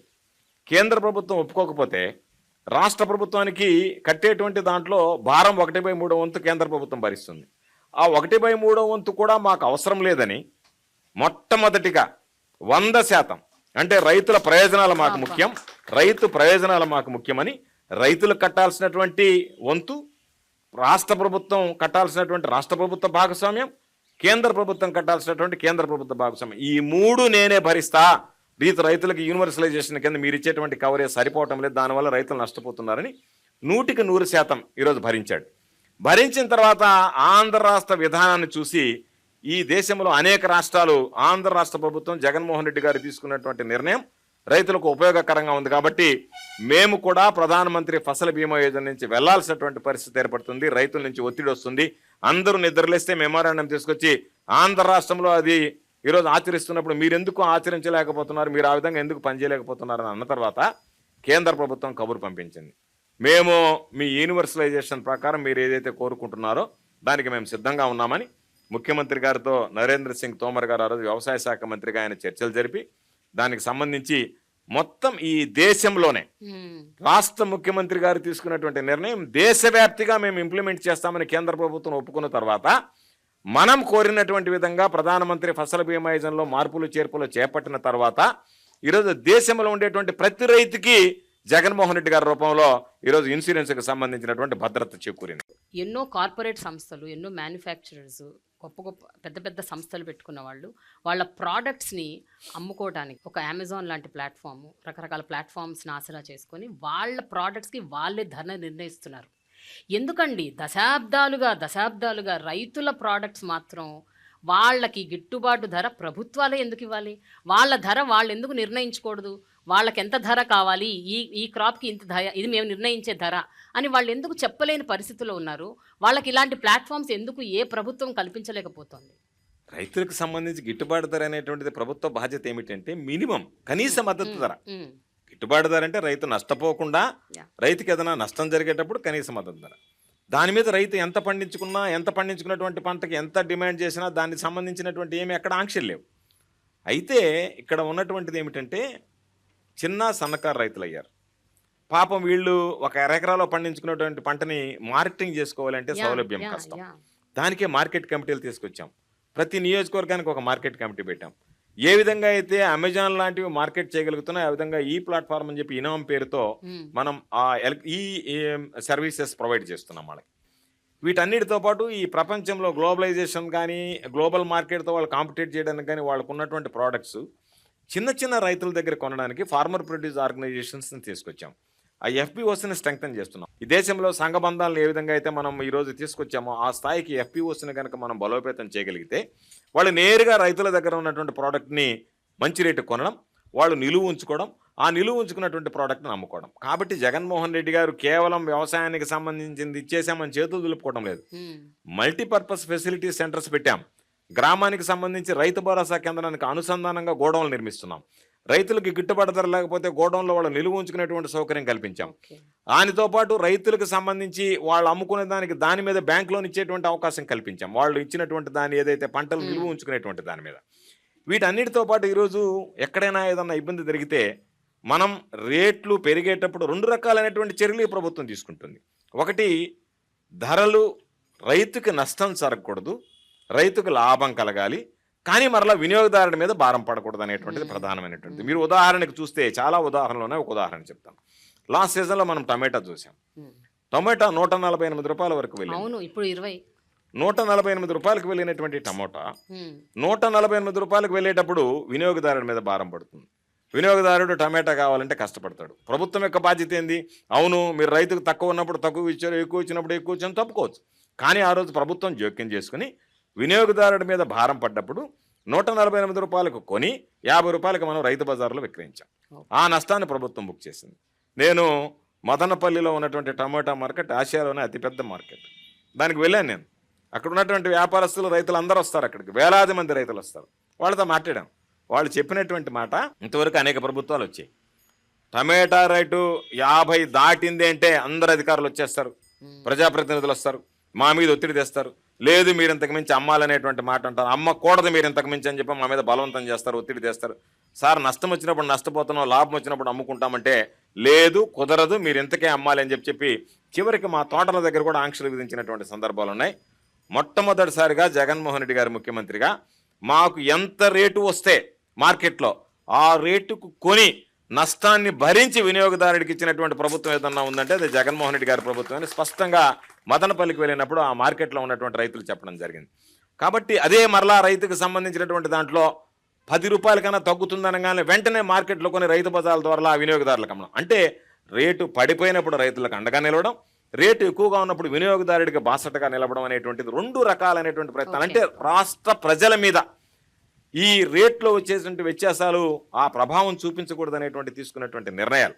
కాబట్టి దానిలో భాగంగా ఈరోజు ఆ నిర్ణయం తీసుకోవడం జరిగింది. తప్పనిసరిగా మనం తీసుకున్నటువంటి నిర్ణయాలు రైతులకు ఏ విధంగా మార్కెటింగ్ సౌకర్యం ఇంప్రూవ్ చేయాలనేటువంటి ఇదే మెయిన్ సార్. ఈ మార్కెటింగ్ సౌకర్యం దగ్గరే వాళ్ళు చాలా అంటే నష్టపోతున్నారు, కుదేలైపోతున్నారు. ఎన్నో పంటలు కేవలం ఇంకా ప్రభుత్వ మినిమం ప్రైస్ మీద ఆధారపడాల్సి వచ్చిన పరిస్థితి వచ్చినప్పుడల్లా రైతులు చాలా నష్టపోతున్నారు. అందుకనే ఎఫ్పిఓస్కి బ్యాంక్స్ లోన్స్ ఇస్తున్నాయి, ప్రభుత్వం అండగా నిలుస్తుంది. నా అధీనంలో ఉన్నటువంటి కోఆపరేటివ్ సెంట్రల్ బ్యాంక్స్ ఉన్నాయి, మా ప్రభుత్వంలోనే ఉన్నాయి, మా ప్రభుత్వ రంగ సంస్థ. విరివిగా వాళ్ళకి లోన్స్ ఇస్తున్నాం, వాళ్ళని ఎంకరేజ్ చేస్తున్నాం. వాళ్ళు చిన్న సన్నకారు రైతులు పండించినటువంటి కొనుగోలు చేస్తున్నారు. వాళ్ళకు కొంతమంది వాల్యూ అడిషన్కి వెళ్తున్నారు, కొంతమంది నేరుగా రా ప్రోడక్ట్స్ అమ్ముకుంటున్నారు. వాళ్ళు ఈరోజు దాదాపుగా మార్కెట్లో మా దగ్గర ఇంత ఉంది, మీకు కావాలంటే మా దగ్గర తీసుకోండి అని చెప్పి వ్యాపారుల్ని శాసించేటువంటి పరిస్థితి ఏర్పడుతుంది. ఎన్సీఆర్బి రిపోర్ట్ ఒకటి ఉందండి. ఆ రిపోర్ట్ ప్రకారం 2018-22 మధ్య 4564 మంది రైతులు ఆత్మహత్యలు చేసుకున్నారు ఆంధ్రప్రదేశ్లో. మీరేమంటారు సార్? అంటే 3వ స్థానంలో ఉంది ఆంధ్రప్రదేశ్ అంటే నేషనల్ వైడ్. ఇప్పుడు అది ఒక సర్వే చేసి ఇచ్చినటువంటి రిపోర్ట్. వాళ్ళు వాస్తవం ఏమిటంటే మన దగ్గర ఉన్నటువంటి లెక్కల ప్రకారం 1200 మంది ఆత్మహత్య చేసుకున్నట్టుగా రైతులు ఉంటారు. పెట్టుబడి పెట్టి వ్యాపారం చేసేటువంటి వాళ్ళు, అంటే వ్యవసాయం చేసేటువంటి వాళ్ళు. రైతు కూలీలు ఉంటారు. వీళ్ళు రైతు కూలీలు అనేటువంటి వాళ్ళకి వ్యవసాయం మీద వచ్చేటువంటి నష్టంతో వాళ్ళు ఏమీ ఆత్మహత్యలు చేసుకునేటువంటి అవకాశం ఉండదు. ఎందుకంటే వాళ్ళకి రావాల్సింది కూలీ, ఆ కూలీ ఏర్పాటైపోతుంది. వాళ్ళు రైతులకు సంబంధించి దాదాపుగా 70% మంది వ్యవసాయం మీదనే ఆధారపడతారు. వ్యవసాయం చేసుకునేటువంటి రైతులు, రైతు కూలీలు. వీళ్ళ దీంట్లో సర్వేలో తేలింది ఏంటంటే ఆయన వృత్తి ఏంటి అంటే రైతు కూలీ. రైతు కూలీ అనేటువంటి దాన్ని కూడా ఆత్మహత్యల కింద వాళ్ళు నమోదు చేసుకోవడం జరిగింది. దానివల్ల ఆ సంఖ్య పెరిగింది. సాధారణంగా మనకి సమాజంలో జరిగేటువంటి ఆత్మహత్యల్లో రైతు అనేటువంటి వాడు కూడా ఒకడనేటువంటిది మరిచి రైతు కానీ రైతు కూలీ కానీ ఆత్మహత్య చేసుకున్నటువంటి వెంటనే వ్యవసాయ విధానాల వల్ల రైతు ఆత్మహత్య చేసుకున్నాడు అనేటువంటిది ఒకటి ప్రేరేపణ మొదలైంది. ఎందుకు జరుగుతాయి, ఎందుకు జరగాల్సినటువంటి అవసరం ఉంది? రైతు భరోసా ఇచ్చిన దానికి రైతు ఆత్మహత్య చేసుకుంటాడా? ఉచిత పంటల బీమా ఇచ్చిన దానికి రైతు ఆత్మహత్య చేసుకుంటాడా? అదే సీజన్లో ఇన్పుట్ సబ్సిడీ ఇచ్చిన దానికి రైతు ఆత్మహత్య చేసుకుంటాడా? ఆర్బీకేలకు తీసుకొచ్చిన దానికి రైతు ఆత్మహత్య చేసుకుంటాడా? విత్తనం నుంచి విక్రయం వరకు ఈరోజు అన్ని రకాలైనటువంటి సౌకర్యాలు కల్పిస్తున్నందుకు రైతు ఆత్మహత్య చేసుకుంటాడా? దేనివల్ల రైతు ఆత్మహత్య చేసుకుంటాడు? కాకపోతే ఆ రైతు ఆత్మహత్యలు అనేటువంటి దాన్ని ఏదో ఇచ్చినటువంటి సర్వేని వక్రీకరించి ఇదో ఆంధ్ర రాష్ట్రంలో ఈరోజు 5 లక్షల నుంచి 7 లక్షలకు పెంచాం. వెంటనే వాటికి సంబంధించి ఎక్కడన్నా రైతు నిజంగా ఆత్మహత్య జరిగితే, రైతులకు నష్టం వస్తే వ్యవసాయంలో వాళ్ళకి సంబంధించి చర్యలు తీసుకుంటున్నాం. గత ప్రభుత్వంలో బకాయిలు పెట్టిపోయినటువంటివి కూడా మన ప్రభుత్వం వచ్చిన తర్వాత ఆ రైతులకు కూడా జగన్మోహన్ రెడ్డి గారు మంచి మనసుతో ఆ బకాయిలు 5 లక్షల రూపాయలు ఇవ్వాలంటే రైతులకు ఆ బకాయిలు పెట్టి వెళ్ళిపోతే దాదాపుగా 473 మంది రైతులకి ఈ ప్రభుత్వం వచ్చిన తర్వాత జగన్మోహన్ రెడ్డి గారు మంచి మనసుతో ఆ కుటుంబాలకి కూడా 5 లక్షల రూపాయల నష్టపరిహారం, బకాయిలు కూడా నష్టపరిహారం అందించడం జరిగింది. యంగ్స్టర్స్ ఎస్పెషల్లీ యూత్ ఫార్మింగ్ వైపు ఎందుకు మొగ్గు చూపట్లేదు? ఇంకా ఫార్మింగ్ ఒక లూక్రేటివ్ కెరియర్ కాదు అని ఎందుకు అనుకుంటున్నారు? ఈ ఫార్మింగ్ వల్ల నష్టాలే తప్ప లాభాలు ఉండవు, వ్యవసాయం అన్నది అసలు ఒక పనికిరాని ఒక ప్రొఫెషన్ అని ఎందుకు అనుకుంటున్నారు? ఎందుకు యువత ఇందులోకి రావటానికి ఇంట్రెస్ట్ చూపించట్లేదు? అంటే అంటే ఫార్మర్స్ రైతుల పిల్లలు కూడా వ్యవసాయం చేయడానికి ఇష్టపడట్లేదు. వాళ్ళు కూడా వలసలు పోయి హైదరాబాద్ లాంటి నగరాలు, వేరే వేరే నగరాలు, బెంగుళూరు, చెన్నై వెళ్తున్నారు, లేకపోతే అమెరికా వెళ్తున్నారు, చదువుకుంటున్నారు. బట్ వ్యవసాయం మాత్రం చేయట్లేదు. సాధారణంగా లైఫ్ స్టాండర్డ్స్, లివింగ్ స్టాండర్డ్స్ దగ్గరికి వచ్చేటప్పటికి మిగతా వాటి దగ్గరికి వెళ్తే ఎక్కువ ఉంటుంది, చదువుకున్న తర్వాత అనేటువంటి దృష్టి పెట్టి దానికి ఆకర్షితులయ్యి దాని మీద వెళ్ళాలనేటువంటి ఆలోచన. కానీ వ్యవసాయాన్ని వదిలేయాలనేటువంటి సాంప్రదాయ రైతు కుటుంబాలు ఏదైతే ఉన్నాయో వాళ్ళు వదిలేస్తే ఈరోజు మనకి ఇంత పంట చేతికొచ్చేటువంటిది కాదు. కాబట్టి ఆ కుటుంబాలు మాత్రం సాంప్రదాయంగా కొనసాగుతున్నాయి. ఒక కుటుంబంలో ఇద్దరు ముగ్గురు అన్నదమ్ములు ఉన్నప్పుడు మాత్రం ఒక వ్యక్తి రైతు వ్యవసాయం మీద ఆధారపడుతున్నాడు, రైతుగా జీవిస్తున్నాడు. మిగతా వాళ్ళు ఇతర పట్ల ఆకర్షితులై పక్కకు వెళ్ళిపోతున్నారు. వీళ్ళే ఒకరుంటే సరిపోతుంది, నేను ఆజిమాయిషీ చేస్తున్నాను, ఎందుకంటే మనకు ఉన్నటువంటి కమతాలు కూడా చిన్న చిన్న ఎకరా ఉండేటువంటివి కాబట్టి రైతు కుటుంబాలు ఆ సాంప్రదాయాన్ని వదిలి వెళ్ళిపోతున్నాయి అనేటువంటిది వాస్తవం కాదు. కానీ మొత్తం కుటుంబం దాని మీద ఆధారపడకుండా ఆ కుటుంబంలో ఉన్నటువంటి కొంతమంది సభ్యులు మాత్రం దాంట్లో భాగస్వాములు కావడం, ఇతరత్ర వ్యాపారాలు కానీ ఇతరత్ర ఉద్యోగోపాధి అవకాశాలను వెతుక్కుంటూ పోవడం అనేటువంటి జరుగుతుంది. జనాభా పెరిగే కొంది రైతుల సంఖ్య, రైతు కుటుంబాలు కూడా పెరుగుతున్నాయి. కాబట్టి ఇన్ని రివల్యూషనరీ ఇనిషియేటివ్స్ తీసుకొచ్చినప్పుడు యంగ్స్టర్స్ మీరు ఎందుకు మోటివేట్ చేయలేకపోతున్నారు టువర్డ్స్ అగ్రికల్చర్? అంటే ఈరోజు మనం ఆలోచన చేయాల్సింది, జనాభా పెరుగుతుంది, భూమి పెరగదు. భూమి చూస్తే ఒక పక్క సముద్రం, ఒక పక్క కొండలు అన్నీ పోయిన తర్వాత మనం ఉండేటువంటిది లిమిటెడ్ ఏరియా. దాంట్లో ఆవాస యోగాలు అన్నీ మామూలుగా మన నివాస స్థలాలన్నీ పెరిగిన తర్వాత దానికి సరిపడా రైతులు ఉన్నారు. దానికి మించి రైతులు వస్తే వాళ్ళకి వ్యవసాయం అనేటువంటిది లాభసాటిగా ఉండేటువంటి పరిస్థితి కూడా ఉండదు. ఆ కుటుంబం అంతా దాని మీదనే ఆధారపడితే వాళ్ళకు వచ్చేటువంటి రెవెన్యూ, వాళ్ళకు ఉండేటువంటి పరిస్థితులు. కాబట్టి జనాభా పెరిగినట్టుగా భూమి పెరిగేటువంటి అవకాశం లేదు. కాబట్టి భూమిని నమ్ముకున్నటువంటి రైతు భూమిని నమ్ముకునే ఉన్నాడు. పెరిగినటువంటి జనాభాకి అనుగుణంగా వాళ్ళు మిగతా వాటికి డైవర్ట్ అవుతున్నారు తప్ప వ్యవసాయం మాకొద్దు, ఈ సాంప్రదాయం మాకొద్దు అనేటువంటి పరిస్థితి లేదు. ఆంధ్ర రాష్ట్రంలో ఇప్పుడుండేటువంటి ప్రభుత్వంలో ఈ పరిస్థితుల్లో రైతు అనేటువంటి వాడు సాంప్రదాయ వృత్తిని వదిలి బయటకు వెళ్ళేసేటువంటి పరిస్థితులు రావని నేను భావిస్తున్నాను. సార్, గత కొన్నేళ్లుగా కదిలిస్తే ఏ పొలిటికల్ పార్టీ అయినా మాట్లాడేది పోలవరం ప్రాజెక్ట్. ఇప్పుడు అదే ఒక ఎలక్షన్ ప్రాపగండా, ఎలక్షన్ ఎజెండా. ఈ ఒక ఎలక్షన్ని అటు ఇటు తారుమారు చేసేది పోలవరం ప్రాజెక్ట్ అని అంటున్నారు. సో మీరు ఎంతవరకు దీని విషయంలో ఏకీభవిస్తారు? అండ్ ఈ ప్రాజెక్టులు ఎప్పుడు సార్ కంప్లీట్ అవుతాయి? ఇప్పుడు 4-5 ప్రాజెక్టులు ఇంకా పెండింగ్లోనే ఉన్నాయి. Polavaram is on the top level. అందరూ దానికోసం వెయిట్ చేస్తున్నారు. ఎస్పెషలీ రైతులు చాలా బెనిఫిట్ అవుతారు ఈ ప్రాజెక్టులన్నీ కంప్లీట్ అవుతాయి. మీరేమంటారు సార్ దీని విషయంలో? ఎక్కడ దాకా వస్తుంది దీని విషయం? ఈ రాష్ట్రంలో ఇరిగేషన్ రంగానికి ప్రాణం పోసినటువంటి మహనీయుడు రాజశేఖర రెడ్డి గారు. రాజశేఖర రెడ్డి గారికి ముందు ఇరిగేషన్ రంగానికి సంబంధించి ఎవ్వరూ ఆలోచన చేయలేదు. అయితే మనం తీసుకున్నటువంటి ఈ మాట మంత్రి కార్యక్రమంలో రాజకీయ జోక్యంతో నేను మాట్లాడటం లేదు, కానీ వాస్తవ దృక్పథంతో మనం చూడాల్సినటువంటి పరిస్థితులు ఉన్నాయి. చంద్రబాబు నాయుడు గారు చెప్పాడు, ప్రాజెక్టులు నిర్మిస్తే దాని మీద పెట్టుబడి పెట్టడం తప్ప రూపాయి రాబడి ప్రభుత్వానికి రాదు. అంటే రైతులకు సంబంధించి, వ్యవసాయానికి సంబంధించి, రైతు జీవన ప్రమాణాలు పెంచడానికి అవసరమైనటువంటి నీటిపారుదల రంగంలో నిధులు వెచ్చిస్తే అవి వృధా అయిపోతాయి, ఇది పెట్టుబడి రాదు, దాని మీద ప్రొడక్టివిటీ ఉండదు అని చెప్పినటువంటి వ్యక్తి.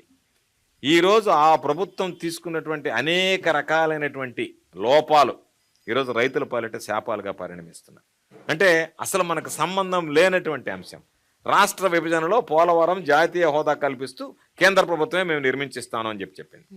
కేంద్ర ప్రభుత్వం నిర్మించాల్సినటువంటి దాన్ని రాష్ట్ర ప్రభుత్వం దానికి ఉన్నటువంటి అనేక రకాలైనటువంటి కారణాలతో దాన్ని మనమే బాధ్యత తీసుకుని దాన్ని మేమే తీసుకుంటామని చెప్పి ప్రత్యేక హోదాను కూడా ఆ రోజు తాకట్టు పెట్టి దాన్ని మనం తీసుకున్న తర్వాత ఆ తొందరలో ఎన్ని తప్పులు చేయకూడదు. ఈరోజు మనం చూస్తున్నాం, డయాఫ్రమ్ వాళ్ళు కుంగిపోయిందని ఒకరోజు అంటారు, గేటు పడిపోయిందని చెప్పి. ఇవన్నీ ఎందుకంటే సాంకేతిక పరమైనటువంటి పరిజ్ఞానం లేకుండా, పూర్తి స్థాయి పరీక్షలు నిర్వహించకుండా, ఏదో ఒక విధంగా మొక్కుబడిగా ఈ ప్రాజెక్టు కట్టేసి ఎంతో కొంత నీరు నిలువ ఉంచుదాం, రైతుల దగ్గరికి పోయి ఇదిగో నేను ఈ ప్రాజెక్టు పూర్తి చేస్తానని చెప్పి ఓట్లు అడుగుదాం అనేటువంటి ఆతృతతో శాశ్వత ప్రయోజనాలను విస్మరించారు. కాబట్టి ఆ పాపాలన్నిటినీ కడుక్కోవడానికి ఈరోజు అనేక రకాలైనటువంటి ఇబ్బందులు పడుతుంది ప్రభుత్వం.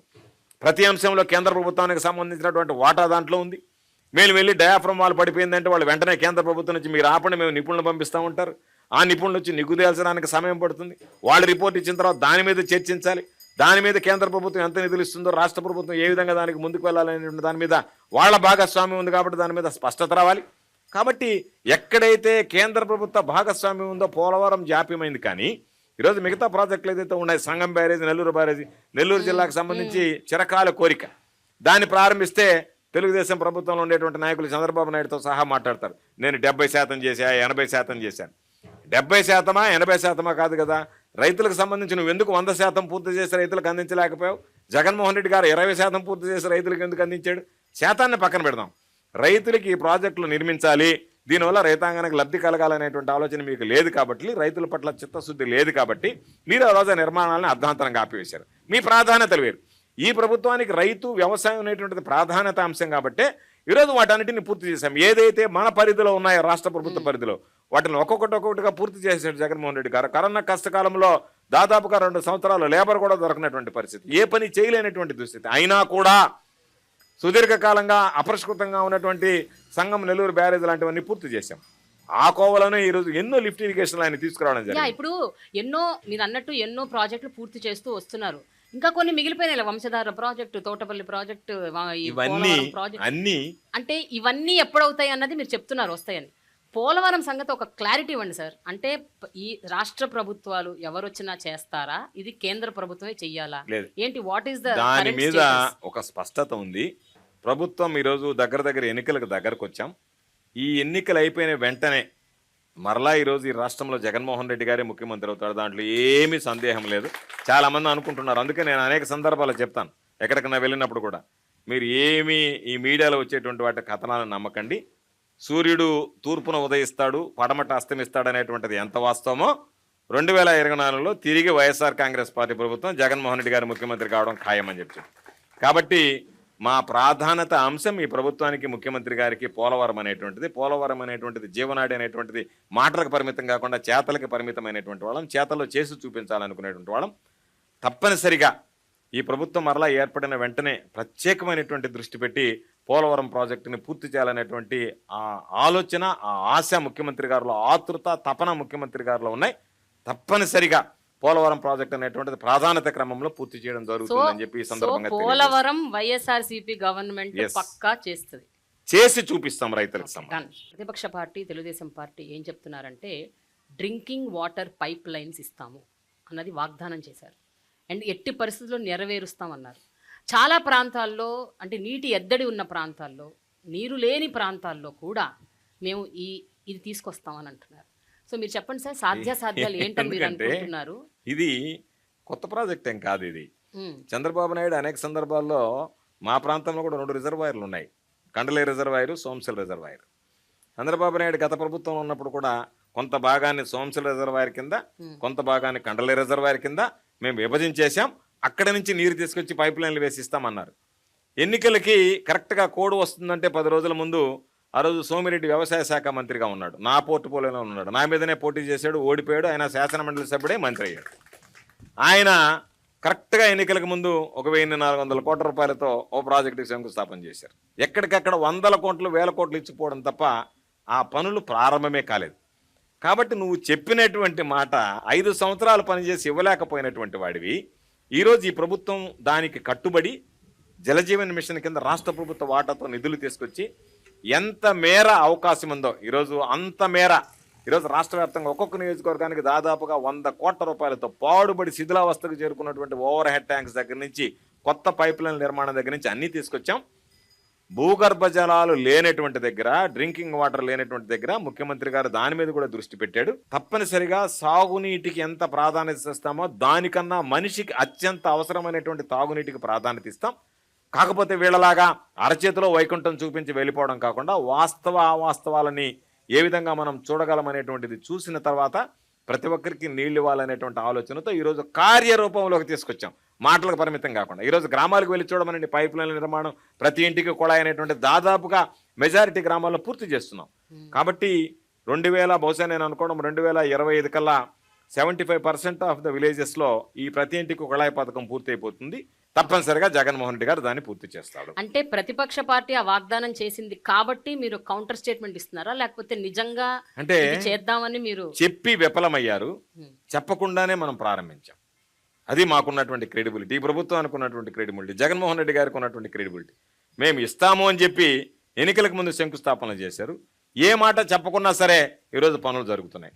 సార్, కొన్ని రాజకీయాలకు సంబంధించిన ప్రశ్నలు, అలాగే ఇప్పుడు ఎలక్షన్స్ దగ్గర పడుతున్నాయి కాబట్టి వాటికి సంబంధించిన ప్రశ్నలు అడిగే ముందు ఇక్కడ కొంతమంది రైతులు ఉన్నారు, వీళ్ళు మీతో మాట్లాడదాం అనుకుంటున్నారు. లక్ష్మీ నరసయ్య. వత్సవాయి మండలం భీమవరం గ్రామం నుంచి వచ్చానండి. మిర్చి రైతునండి నేను. నాకు గత సంవత్సరంలో 4 ఎకరాలు మిర్చి వేస్తే బ్లాక్ ట్రిప్స్ వచ్చి మిర్చి మొత్తం డ్యామేజ్ అయింది సార్. జగన్మోహన్ రెడ్డి గారు ఇన్సూరెన్స్ చేయటం వల్ల నేను మళ్ళీ వ్యవసాయం చేసి మీ దగ్గరికి రాగలిగాను సార్. Thank you sir. ఎంత నష్టపోయారు? నాకు 2 లక్షలు ఇన్సూరెన్స్ వచ్చింది. ఓకే. ఎప్పుడు కూడా ఏ ప్రభుత్వం ఇవ్వనంట దాదాపుగా 2,987 కోట్లు ఒక్క సంవత్సరంలో ఇచ్చినటువంటి ఇన్సూరెన్స్ మొత్తం 2,987 కోట్లు. ఏ ప్రభుత్వం ఒక్క సంవత్సరం కాదు 4 సంవత్సరాలు 5 సంవత్సరాల కార్బన్ మిత్రులు కూడా ఇవ్వనంత. అది కేంద్ర ప్రభుత్వ భాగస్వామ్యం లేకుండా మొత్తం రాష్ట్ర ప్రభుత్వం భరించి ఇచ్చినటువంటి మిర్చి పైరు పుట్టిన తర్వాత ఫస్ట్ సారి ఇన్సూరెన్స్ ఇచ్చి ఏకైక వ్యక్తి జగన్మోహన్ రెడ్డి గారు అండి. ఎస్. ఓకే.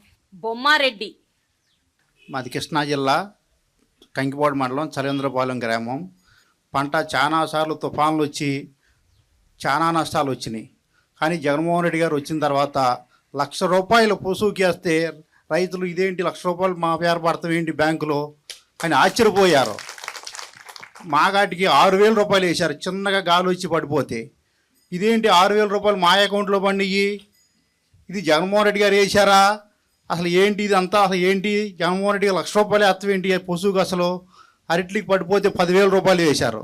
ఇక జగన్మోహన్ రెడ్డి గారు ప్రభుత్వం వచ్చిన తర్వాత రైతాంగం అంతా చాలా హాయిగా ఉన్నారు. వ్యవసాయం ఇంకా చదువుకున్న వాళ్ళు కూడా వచ్చి వ్యవసాయం చేయాలని మంచి కోరికగా ఉన్నారు. నిజం.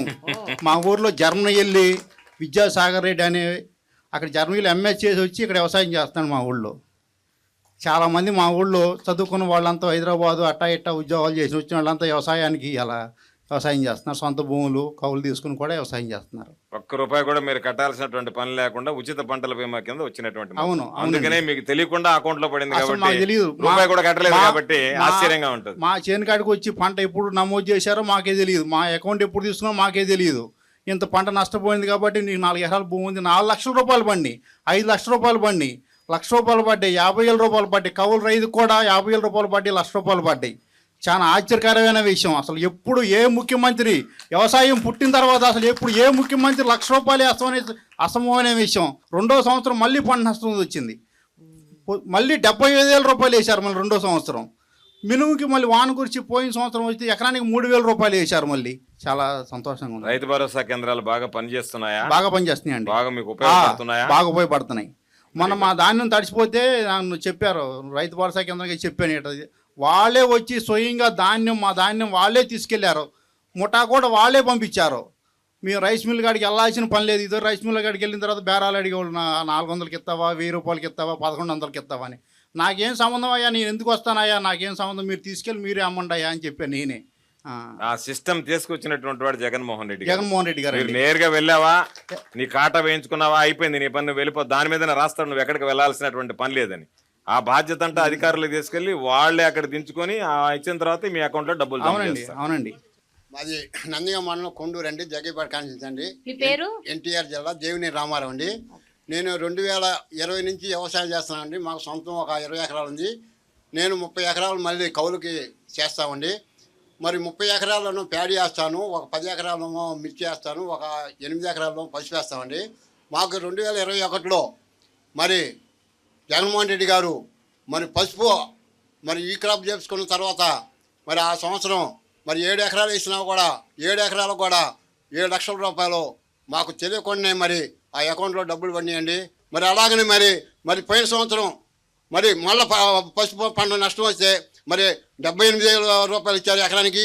మరి అలాగనే పోయిన సంవత్సరం మరి ఈ క్రాప్ ఇన్సూరెన్స్ చేసినా కూడా మరి రైతుల దగ్గర పసుపు పండి కొనలేకపోయినప్పుడు మరి గవర్నమెంట్ చర్య తీసుకొని మార్కెట్ ద్వారా ₹6,800 కొనుగోలు జరిగింది.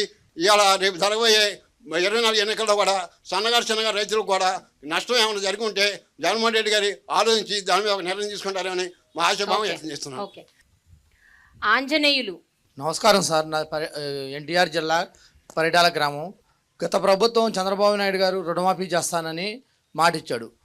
రుణమాఫీ చేయకుండా రైతులను మోసం చేశారు. దానివల్ల రైతులు అదనంగా భారం డబ్బు కట్టాల్సి వచ్చింది, చెల్లించాల్సి వచ్చింది. జగన్మోహన్ రెడ్డి గారు రైతు భరోసా కింద 13,500 రూపాయలు తూచ తప్పకుండా ఇస్తున్నారు. మళ్ళీ మన ప్రభుత్వం మరలా ఏర్పడిన తర్వాత రుణమాఫీ చేసే అవకాశాలు ఏమైనా ఉన్నాయా? ప్రభుత్వం ఇది చంద్రబాబు నాయుడు లాగా మాట్లాడేటువంటి ప్రభుత్వం కాదు. బహుశా రైతులకు గుర్తుండి ఉంటుంది, 2014 ఎన్నికలకు ముందు బ్యాంక్ అధికారులు పాపం రైతుల ఇళ్ళ మీద పడ్డట్టు, పాపం ఆ ఇల్లాలు జప్తు చేయడానికి వస్తే అయ్యా 2 వారాలు ఆగండి ఆయన వస్తున్నాడని చెప్పడం. ఆయన ఎవరు అంటే చంద్రబాబు నాయుడు నేరుగా మెడలో ఒక పచ్చకండ వేసుకొని నేరుగా వచ్చి బెల్లగొట్టి 2 ఏళ్ళు చూపించాడు. 2 ఏళ్ళు చూపించి రైతులకు 3 నామాలు పెట్టి వెళ్ళిపోయాడు. కాబట్టి ఈ ప్రభుత్వం ఒక విశ్వాసం విలువలతో కూడుకున్నటువంటి ప్రభుత్వం. కాబట్టి మేనిఫెస్టో తయారు చేస్తున్నారు. ముఖ్యమంత్రి గారు సాధ్యాసాధ్యాలు పరిశీలించి, ఎందుకంటే మన క్రెడిబిలిటీ ఏమిటి అంటే 2019 ఎన్నికల్లో ఇచ్చినటువంటి వాగ్దానాల్లో 99%, బహుశా దేశ చరిత్రలోనే 99% హామీలు అమలు చేశాం. కాబట్టి మరలా అదే విశ్వసనీయతను కొనసాగించే పందాలో అన్ని రకాలైనటువంటితో పాటు రైతుల మీద ప్రత్యేకమైనటువంటి దృష్టి పెట్టి రైతులకు ఎంత మేర మనం సహాయపడగలం అనేటువంటి దాని మీద ముఖ్యమంత్రి గారు ఆలోచన చేస్తున్నాడు. తప్పనిసరిగా మేనిఫెస్టో వచ్చిన వెంటనే రైతులకు సంబంధించి ఏ కార్యక్రమాలు అనేటువంటి కూడా స్పష్టం చేయడం జరుగుతుంది. తప్పనిసరిగా ఈ ప్రభుత్వం రైతు సంక్షేమానికి కట్టుబడి ఉంటుంది అని చెప్పి మాత్రం నేను చెప్పగలను. రవి, మాది గోసాల పెనంలూరు మండలం, కృష్ణా జిల్లా. ముఖ్యమంత్రి జగన్మోహన్ రెడ్డి గారు సుదీర్ఘమైన పాదయాత్రలో కొన్ని హామీలు ఇవ్వడం జరిగిందండి రైతులకి. దాంట్లో భాగంగా ఆర్బీకేలు ఏర్పాటు చేయటం, ఆర్బీకేల ద్వారాగా విత్తనాలు ఇవ్వటం, పంట పండించి అమ్మే వరకు గవర్నమెంటే బాధ్యత తీసుకునే విధంగా ఆయన చర్యలు తీసుకున్నారండి. చాలా సంతోషం. అట్లాగే మా రైతుల తరపున మేము అడుగుతున్నాం సార్, మాకు ఇంకా ఈ రైతులకి ఇంకా మెరుగైన సేవలు ఏమందిస్తారని మేము అడుగుతాం జరుగుతుంది సార్ రైతుల ద్వారా. అన్ని విధాల అంటే మీకు కొంత అవగాహన ఉండి ఉంటుంది. పాదయాత్ర గురించి చెప్పారు. ఇక్కడ ఆయిల్ పామ్ రైతులు ఎవరు లేరేమో తెలియదు నాకు. ఆయిల్ పామ్కి సంబంధించి ఆ రోజు ఆయిల్ ఎక్స్ట్రాక్షన్ రేట్ తెలంగాణతో సమానంగా ఇవ్వండి అంటే జగన్మోహన్ రెడ్డి గారు తెలంగాణతో సమానంగా ఓఈఆర్ ఇచ్చాం. దానితో పాటు ఆ తేడా ఏదైతే ఉందో తెలంగాణకి ఆంధ్ర రాష్ట్రానికి ఆ మొత్తం డబ్బులు రైతులకి, ఆయిల్ పామ్ రైతులకి ఇచ్చాడు గతంలో ఉన్నటువంటివి. కాబట్టి రైతులకు సంబంధించి ఎక్కడ మనం ప్రభుత్వ జోక్యం అవసరమవుతుందో, ప్రభుత్వం ద్వారా రైతులకు ఏ విధంగా అండగా నిలవాలనుకున్నాడో 100% అన్ని విధాల, అన్ని విషయాల్లో, అన్ని స్థాయిల్లో ఖచ్చితంగా రైతాంగానికి అండగా నిలవడం జరుగుతుంది. ఓకే. శ్రీకాంత్, ఎన్టీఆర్ జిల్లా జగ్గేపేట మండలం అనుమంచిపల్లి గ్రామ రైతు భరోసా కేంద్రంలో గ్రామ వ్యవసాయ సహాయకులుగా 2019 మన కొత్తగా గవర్నమెంట్ ఫామ్ అయ్యాక మన సీఎం సార్ 10,000 చిల్లర వరకు మనకి రైతు భరోసా కేంద్రంలో గ్రామ వ్యవసాయ సహాయకులుగా మాకు ఉద్యోగాలు ఇచ్చి ఉన్నారు. మేము ఉద్యోగం జాయిన్ అయ్యాక మాకు రైతులు చెప్పిన మాటలు, వాళ్ళు చెప్పిన మాటలు ఏంటంటే, గతంలో కొంచెం ఇబ్బంది పడేవాళ్ళం. ఇప్పుడు ఈ రైతు భరోసాలు ఏంటంటే విత్తనం నుంచి కూడా మేము అమ్ముకునే వరకు కూడా మాకు ఎక్కడికి వెళ్ళాల్సిన పని లేకుండా గ్రామంలోనే మాకు గ్రామ రైతు భరోసా కేంద్రాలు ఒక నాలెడ్జ్ సెంటర్గా మాకు ప్రతి విషయాన్ని, మాకు తెలియని విషయాల్ని ఎక్కడికో వెళ్ళి పక్కన వాళ్ళని అడిగి తెలుసుకోకుండా గ్రామంలో ఉన్నటువంటి రైతు భరోసా కేంద్రంలో ఉండే ఒక అధికారి దగ్గరికి వెళ్ళి మేము తెలుసుకుంటున్నాము. మేము వచ్చాక ప్రతి క్షేత్రానికి, రైతు క్షేత్రానికి వెళ్ళి అతను కౌలు రైత, భూ యజమాన, ఏ సర్వే నెంబరు, ఏ ఎక్స్టెంటు, ఎంత కౌలు చేస్తున్నాడు అనేది మేము పారదర్శకంగా ఎవరో చెప్పింది కాకుండా రైతు దగ్గరికి వెళ్ళి అతని వివరాలు తీసుకొని వాళ్ళ ఆధార్ కార్డు ఎవరో చెప్పింది విని వాళ్ళ పేరు మీద వీళ్ళ పేరు మీద కాకుండా వాళ్ళ భూమికి వెళ్ళి మేము ఫోటో చూసి పంట ఏదైతే ఉందో, మేము మిర్చి వేసాడా, వరి వేసాడా, పత్తి వేసాడా అని మేము చూసి డిజిటల్గా క్రాప్ అనేది ఫోటో తీసి, అలా ఫోటో తీసి వదిలేయటమే కాకుండా మళ్ళీ రైతు వచ్చి ఇదిగో మీ వివరాలు ఈ నమోదు చేశాం, ఈ విధంగా మీ ఇన్ని ఎకరాల్లో ఈ పంట సాగు అయిందని ఆ రైతుకి తెలియపరిచి మేము ఆ రైతు అంగీకారం అంటే ఏలిముద్ర లేదా ఓటీపీ, చదువుకున్న వ్యక్తి ఆధార్ లింక్ అయితే మాకు దగ్గరగా అవైలబుల్గా లేకపోతే ఆ ఓటీపీ ద్వారా లేదా వేలిముద్ర ద్వారా అతను ధృవీకరిస్తే పంట నమోదు జరిగినట్టు. ఇలా నమోదైతే ఈ క్రాప్ ప్రాతిపాదికన ఏది ఉన్నా కూడా ఈ క్రాప్ అనేది మూలం కాబట్టి మన ప్రభుత్వం వచ్చాక పారదర్శకంగా ఈ క్రాప్ బేస్ ప్రకారమే ఏదైనా అందివ్వడం జరుగుతుంది. కావున ప్రతి ఒక్క రైతు కూడా నష్టపోకుండా ఈ గవర్నమెంట్ అనేది చాలా మేలు చేసి ఉపయోగపడుతుంది. దయాకర్, నేను 2016 నుంచి వ్యవసాయం చేస్తున్నాను. 2019 దాకా నాకు గవర్నమెంట్ నుంచి, అంతకుముందు గవర్నమెంట్ ఉందా, గవర్నమెంట్కి ఏ ఒక్క లబ్ధి నేను పొందలేదు సార్. 2019 నుంచి ఇప్పటి వరకు నేను 5 తపాలుగా రైతు భరోసా పొందాను సార్. అట్లాగే మాకు పంట నష్టం జరగటం వల్ల వచ్చిన అమౌంట్ మొత్తం కలిపి సార్ 2,40,000 ఇప్పటి వరకు నేను లబ్ధి పొందాను సార్ గవర్నమెంట్ నుంచి. ఇంకా అనేకమైన కార్యక్రమాలు గవర్నమెంట్ నుంచి జగన్మోహన్ రెడ్డి గారు చేయాలని, రైతులు ఇంకా చేయాలని నేను కోరుకుంటున్నాను సార్. ఓకే. సతీష్. పెనంగిప్రోలు మండలం గుమ్మడిదూరు గ్రామం నుంచి వచ్చానండి. నేను కస్టమ్ హైరింగ్ సెంటర్ ద్వారా ఒక హార్వెస్టర్ తీసుకున్నాను అండి. అది జగన్మోహన్ రెడ్డి గారి గవర్నమెంట్లో ఒక కస్టమ్ హైరింగ్ సెంటర్ ఒక 4 గ్రూపు ఫామ్ అయ్యి దానికి 8,80,000 సబ్సిడీ ఇచ్చారు. ఆ సబ్సిడీ ద్వారా నేను వరి కోత మిషన్ తీసుకున్నాను అండి. ఈ వరి కోత మిషన్ ద్వారా మేము రైతులందరికీ కనీసం ఎకరం ఒక 3 రోజుల్లో పంట చేతికి వచ్చే విధంగా ప్లాన్ చేసుకొని రైతు భరోసా కేంద్రం ద్వారా విక్రయించుతున్నామండి. ప్లస్ నాదొక విన్నపం అండి, ఈ కస్టమ్ హైరింగ్ సెంటర్ ద్వారా ఒక గ్రూప్కి 4 సభ్యులకే ఈ సబ్సిడీ అనేది పరిమితం చేయకుండా ఇండివిజువల్గా టార్పాలిన్ పట్టాలు, power spares, implements, full wheels కానీ, కల్టివేటర్ కానీ ఇలా సకాలంలో అంటే ఒక 4 పరిమితం కాకుండా అందరికీ రైతులందరికీ అందించాలని కోరుకుంటున్నాను. అంటే కరెక్టే. మన ఆలోచన ఏమిటి అంటే ఒకే విడతలో అందరికి ఇవ్వడానికి ట్రాక్టర్లు కష్టమవుతాయి కాబట్టి రైతులకు అందుబాటులో తీసుకురావాలి కాబట్టి ఒక రైతు మిత్ర గ్రూప్ను ఏర్పాటు చేసి కస్టమ్ హైరింగ్ సెంటర్ పెట్టాలనే ఆలోచనతో పెట్టాం.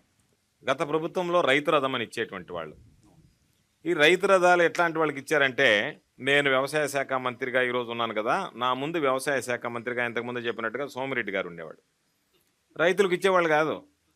ఎవడైతే వైఎస్ఆర్ కాంగ్రెస్ పార్టీ వాడు తెలుగుదేశం పార్టీ కండువా వేసుకుంటాడో వాళ్ళకి ఇచ్చారు.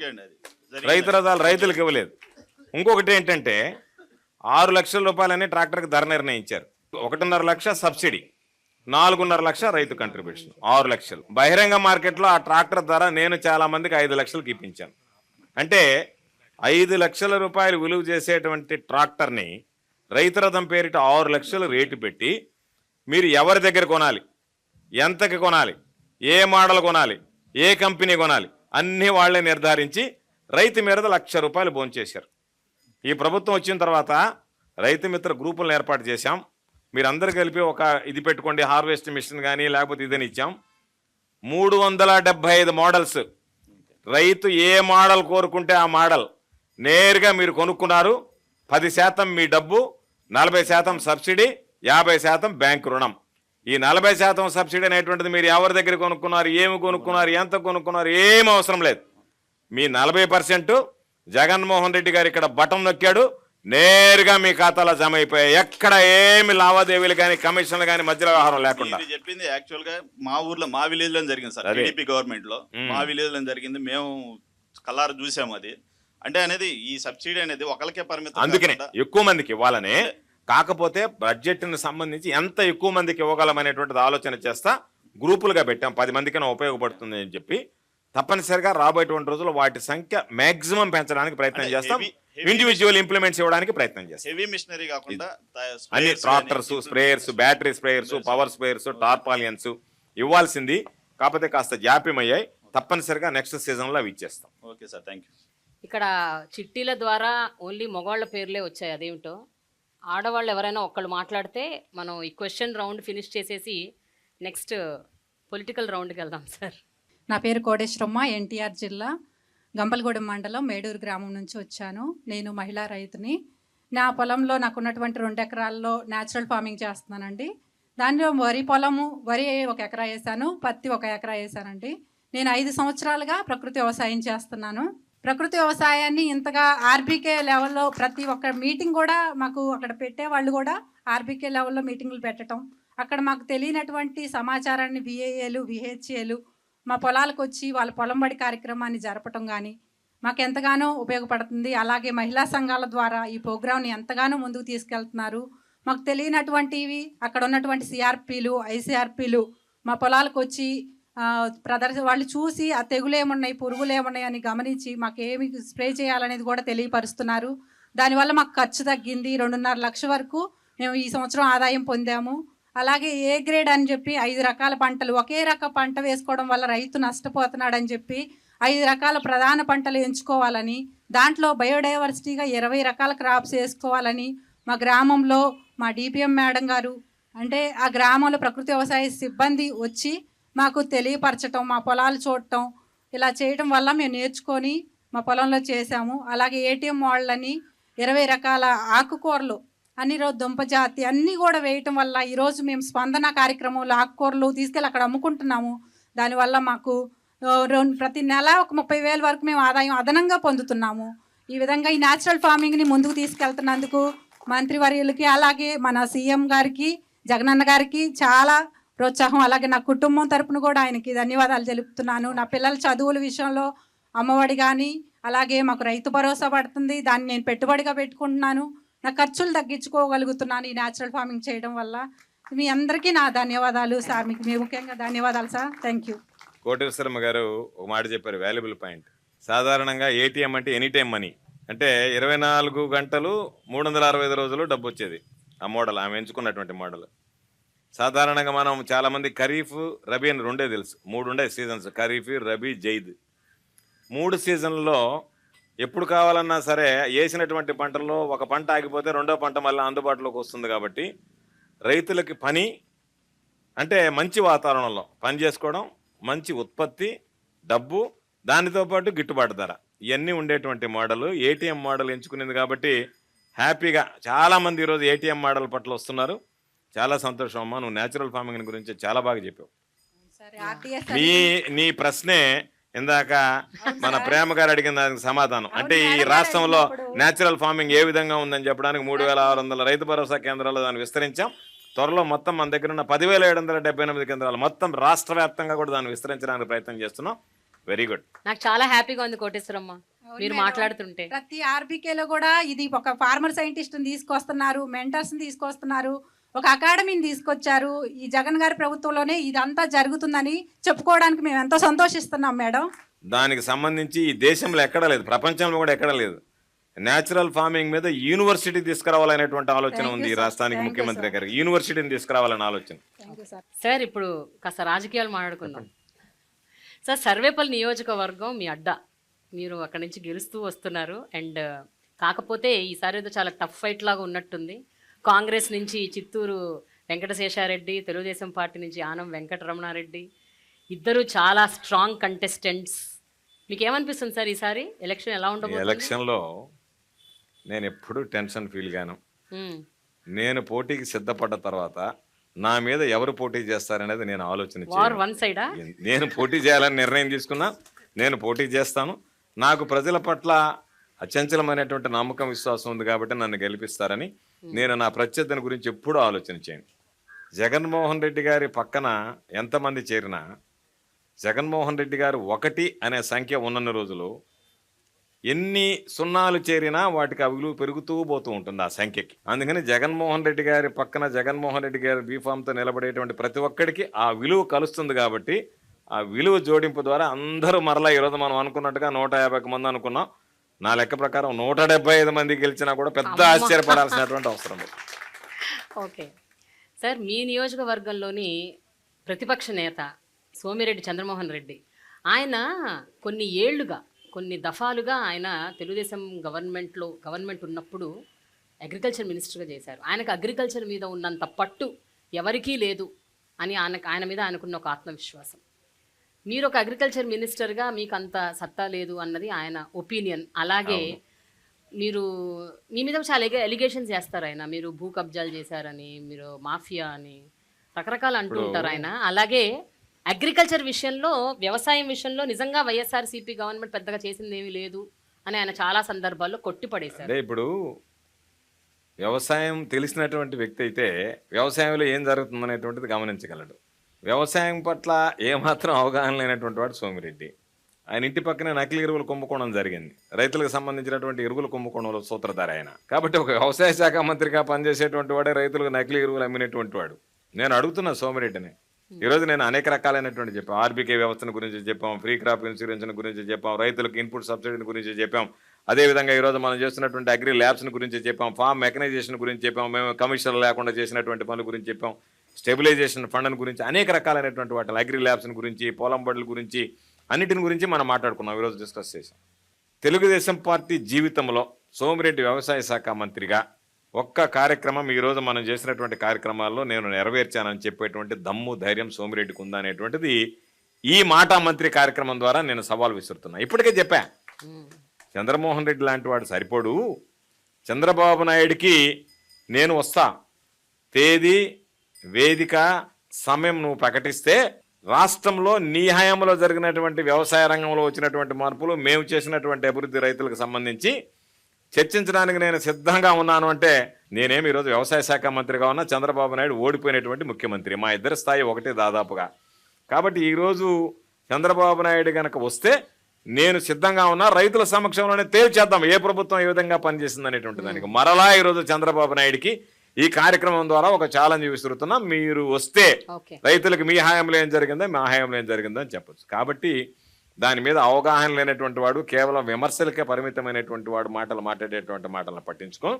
ఈ ప్రభుత్వం ఏమి చేసింది అనేటువంటిది ప్రతి ఒక్క రైతుకి తెలిసినటువంటి విషయం. సోమిరెడ్డి సర్టిఫికేట్, చంద్రబాబు సర్టిఫికేట్ ఇలాంటి డిస్కషన్ డిబేట్ ఏమన్నా జరగాలంటే అది ఎలక్షన్స్ ముందే జరగాలి కదా సార్. ఇప్పుడు జరగాలనే కదా దాదాపుగా 4 రోజుల నుంచి 2 నెలల నుంచి పిలుస్తూనే ఉన్నాం. అనేక వేదికల మీద నుంచి పాత్రికేయుల సమావేశం పెట్టి పిలిచాం. దానికి చంద్రబాబు నాయుడు కనీసం వస్తాడా రాడో కూడా స్పందించడం లేదు. కాబట్టి చంద్రబాబు నాయుడుకి అంత ధైర్యం ఉంటే రమ్మనండి, మాట్లాడమనండి, చర్చిద్దాం, రైతులందరి సమక్షంలోనే చర్చిద్దాం. వాస్తవాలు ప్రజలు రైతులు తెలుసుకుంటారు. సార్ నాకు ఒక అబ్జెక్షన్ ఉంది సార్ ప్రస్తుత రాజకీయాల మీద. ఒక 2 దశాబ్దాలుగా రాజకీయాలు క్షీణిస్తూ వస్తున్నాయి. ఒక దశాబ్ద కాలంగా మరీ దారుణంగా తయారయ్యాయి. వ్యక్తిగత దూషణలు, అనవసరమైన పదజాలంతో ఏది పడితే అది మాట్లాడటం, స్టేజ్ ఎక్కారంటే అసలు ఇంకా బూతులే సార్, నోటికి ఏదొస్తే అది మాట్లాడుతున్నారు. అన్ని రాజకీయ పార్టీలు అలాగే ఉన్నాయి. సో దీని గురించి మీరు ఏమంటారు సార్?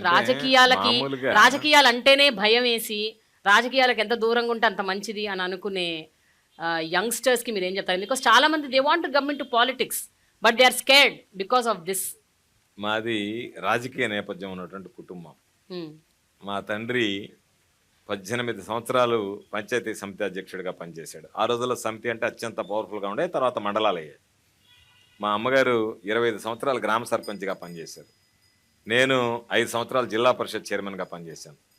బహుశా ఈ రాష్ట్రంలోనే ఒకే కుటుంబంలో తండ్రి, తల్లి, కొడుకు 3 అంచెల వ్యవస్థలో పనిచేశాం. గ్రామ స్థాయి, బ్లాక్ స్థాయి, జిల్లా స్థాయి అరుదైనటువంటిది. తర్వాత 2 సార్లు నేను ఎమ్మెల్యే అయ్యాను. ఈరోజు ఉన్నటువంటి రాజకీయాల్లో మీకున్నటువంటి మార్గం ఒకటే. ఎదుటివాడు బురదలో పొల్లాడేటప్పుడు మనం ఆ బురదలో పొర్లాడడానికో లేకపోతే వాడితో సిద్ధపడడానికో సిద్ధమైతేనే రాజకీయాల్లో ఉండాలి. లేదు అనుకుంటూ నువ్వు ఎంత దూరం వెళ్ళినా వాడు ఆ బురద నీ మీద విసురుతానే ఉంటాడు. కాబట్టి రాజకీయాల్లో ఉండాల్సినప్పుడు మనకు ఉండేటువంటి ప్రత్యర్థి, నేను అనేక సందర్భాల్లో చెప్తాను, నా దౌర్భాగ్యం నాకున్నటువంటి ప్రత్యర్థి నేను. కాబట్టి హుందాగా రాజకీయాలు చేయాలన్నా చేయించడానికి కూడా అవకాశం లేదు. ఆ సంస్కృతి, అటువంటి సంస్కృతి ఈ రాష్ట్రంలో తీసుకొచ్చినటువంటి వాడు చంద్రబాబు నాయుడు అనేటువంటిది ఈ వేదిక ద్వారా స్పష్టంగా ధైర్యంగా చెప్పగలను నేను. అంతకుముందు ఎన్నడూ లేనటువంటిది. వాళ్ళని రకరకాలైనటువంటివి, కేవలం కొన్ని సందర్భాలలో తెలుగుదేశం పార్టీ వాళ్ళు మైక్ తీసుకొని మహిళా ఎమ్మెల్యేలని, మహిళా మంత్రుల మీద వాడేటువంటి భాష సభ్య సమాజం చీకొట్టేటువంటి విధంగా, తలదించుకునేటువంటి విధంగా ఉంది.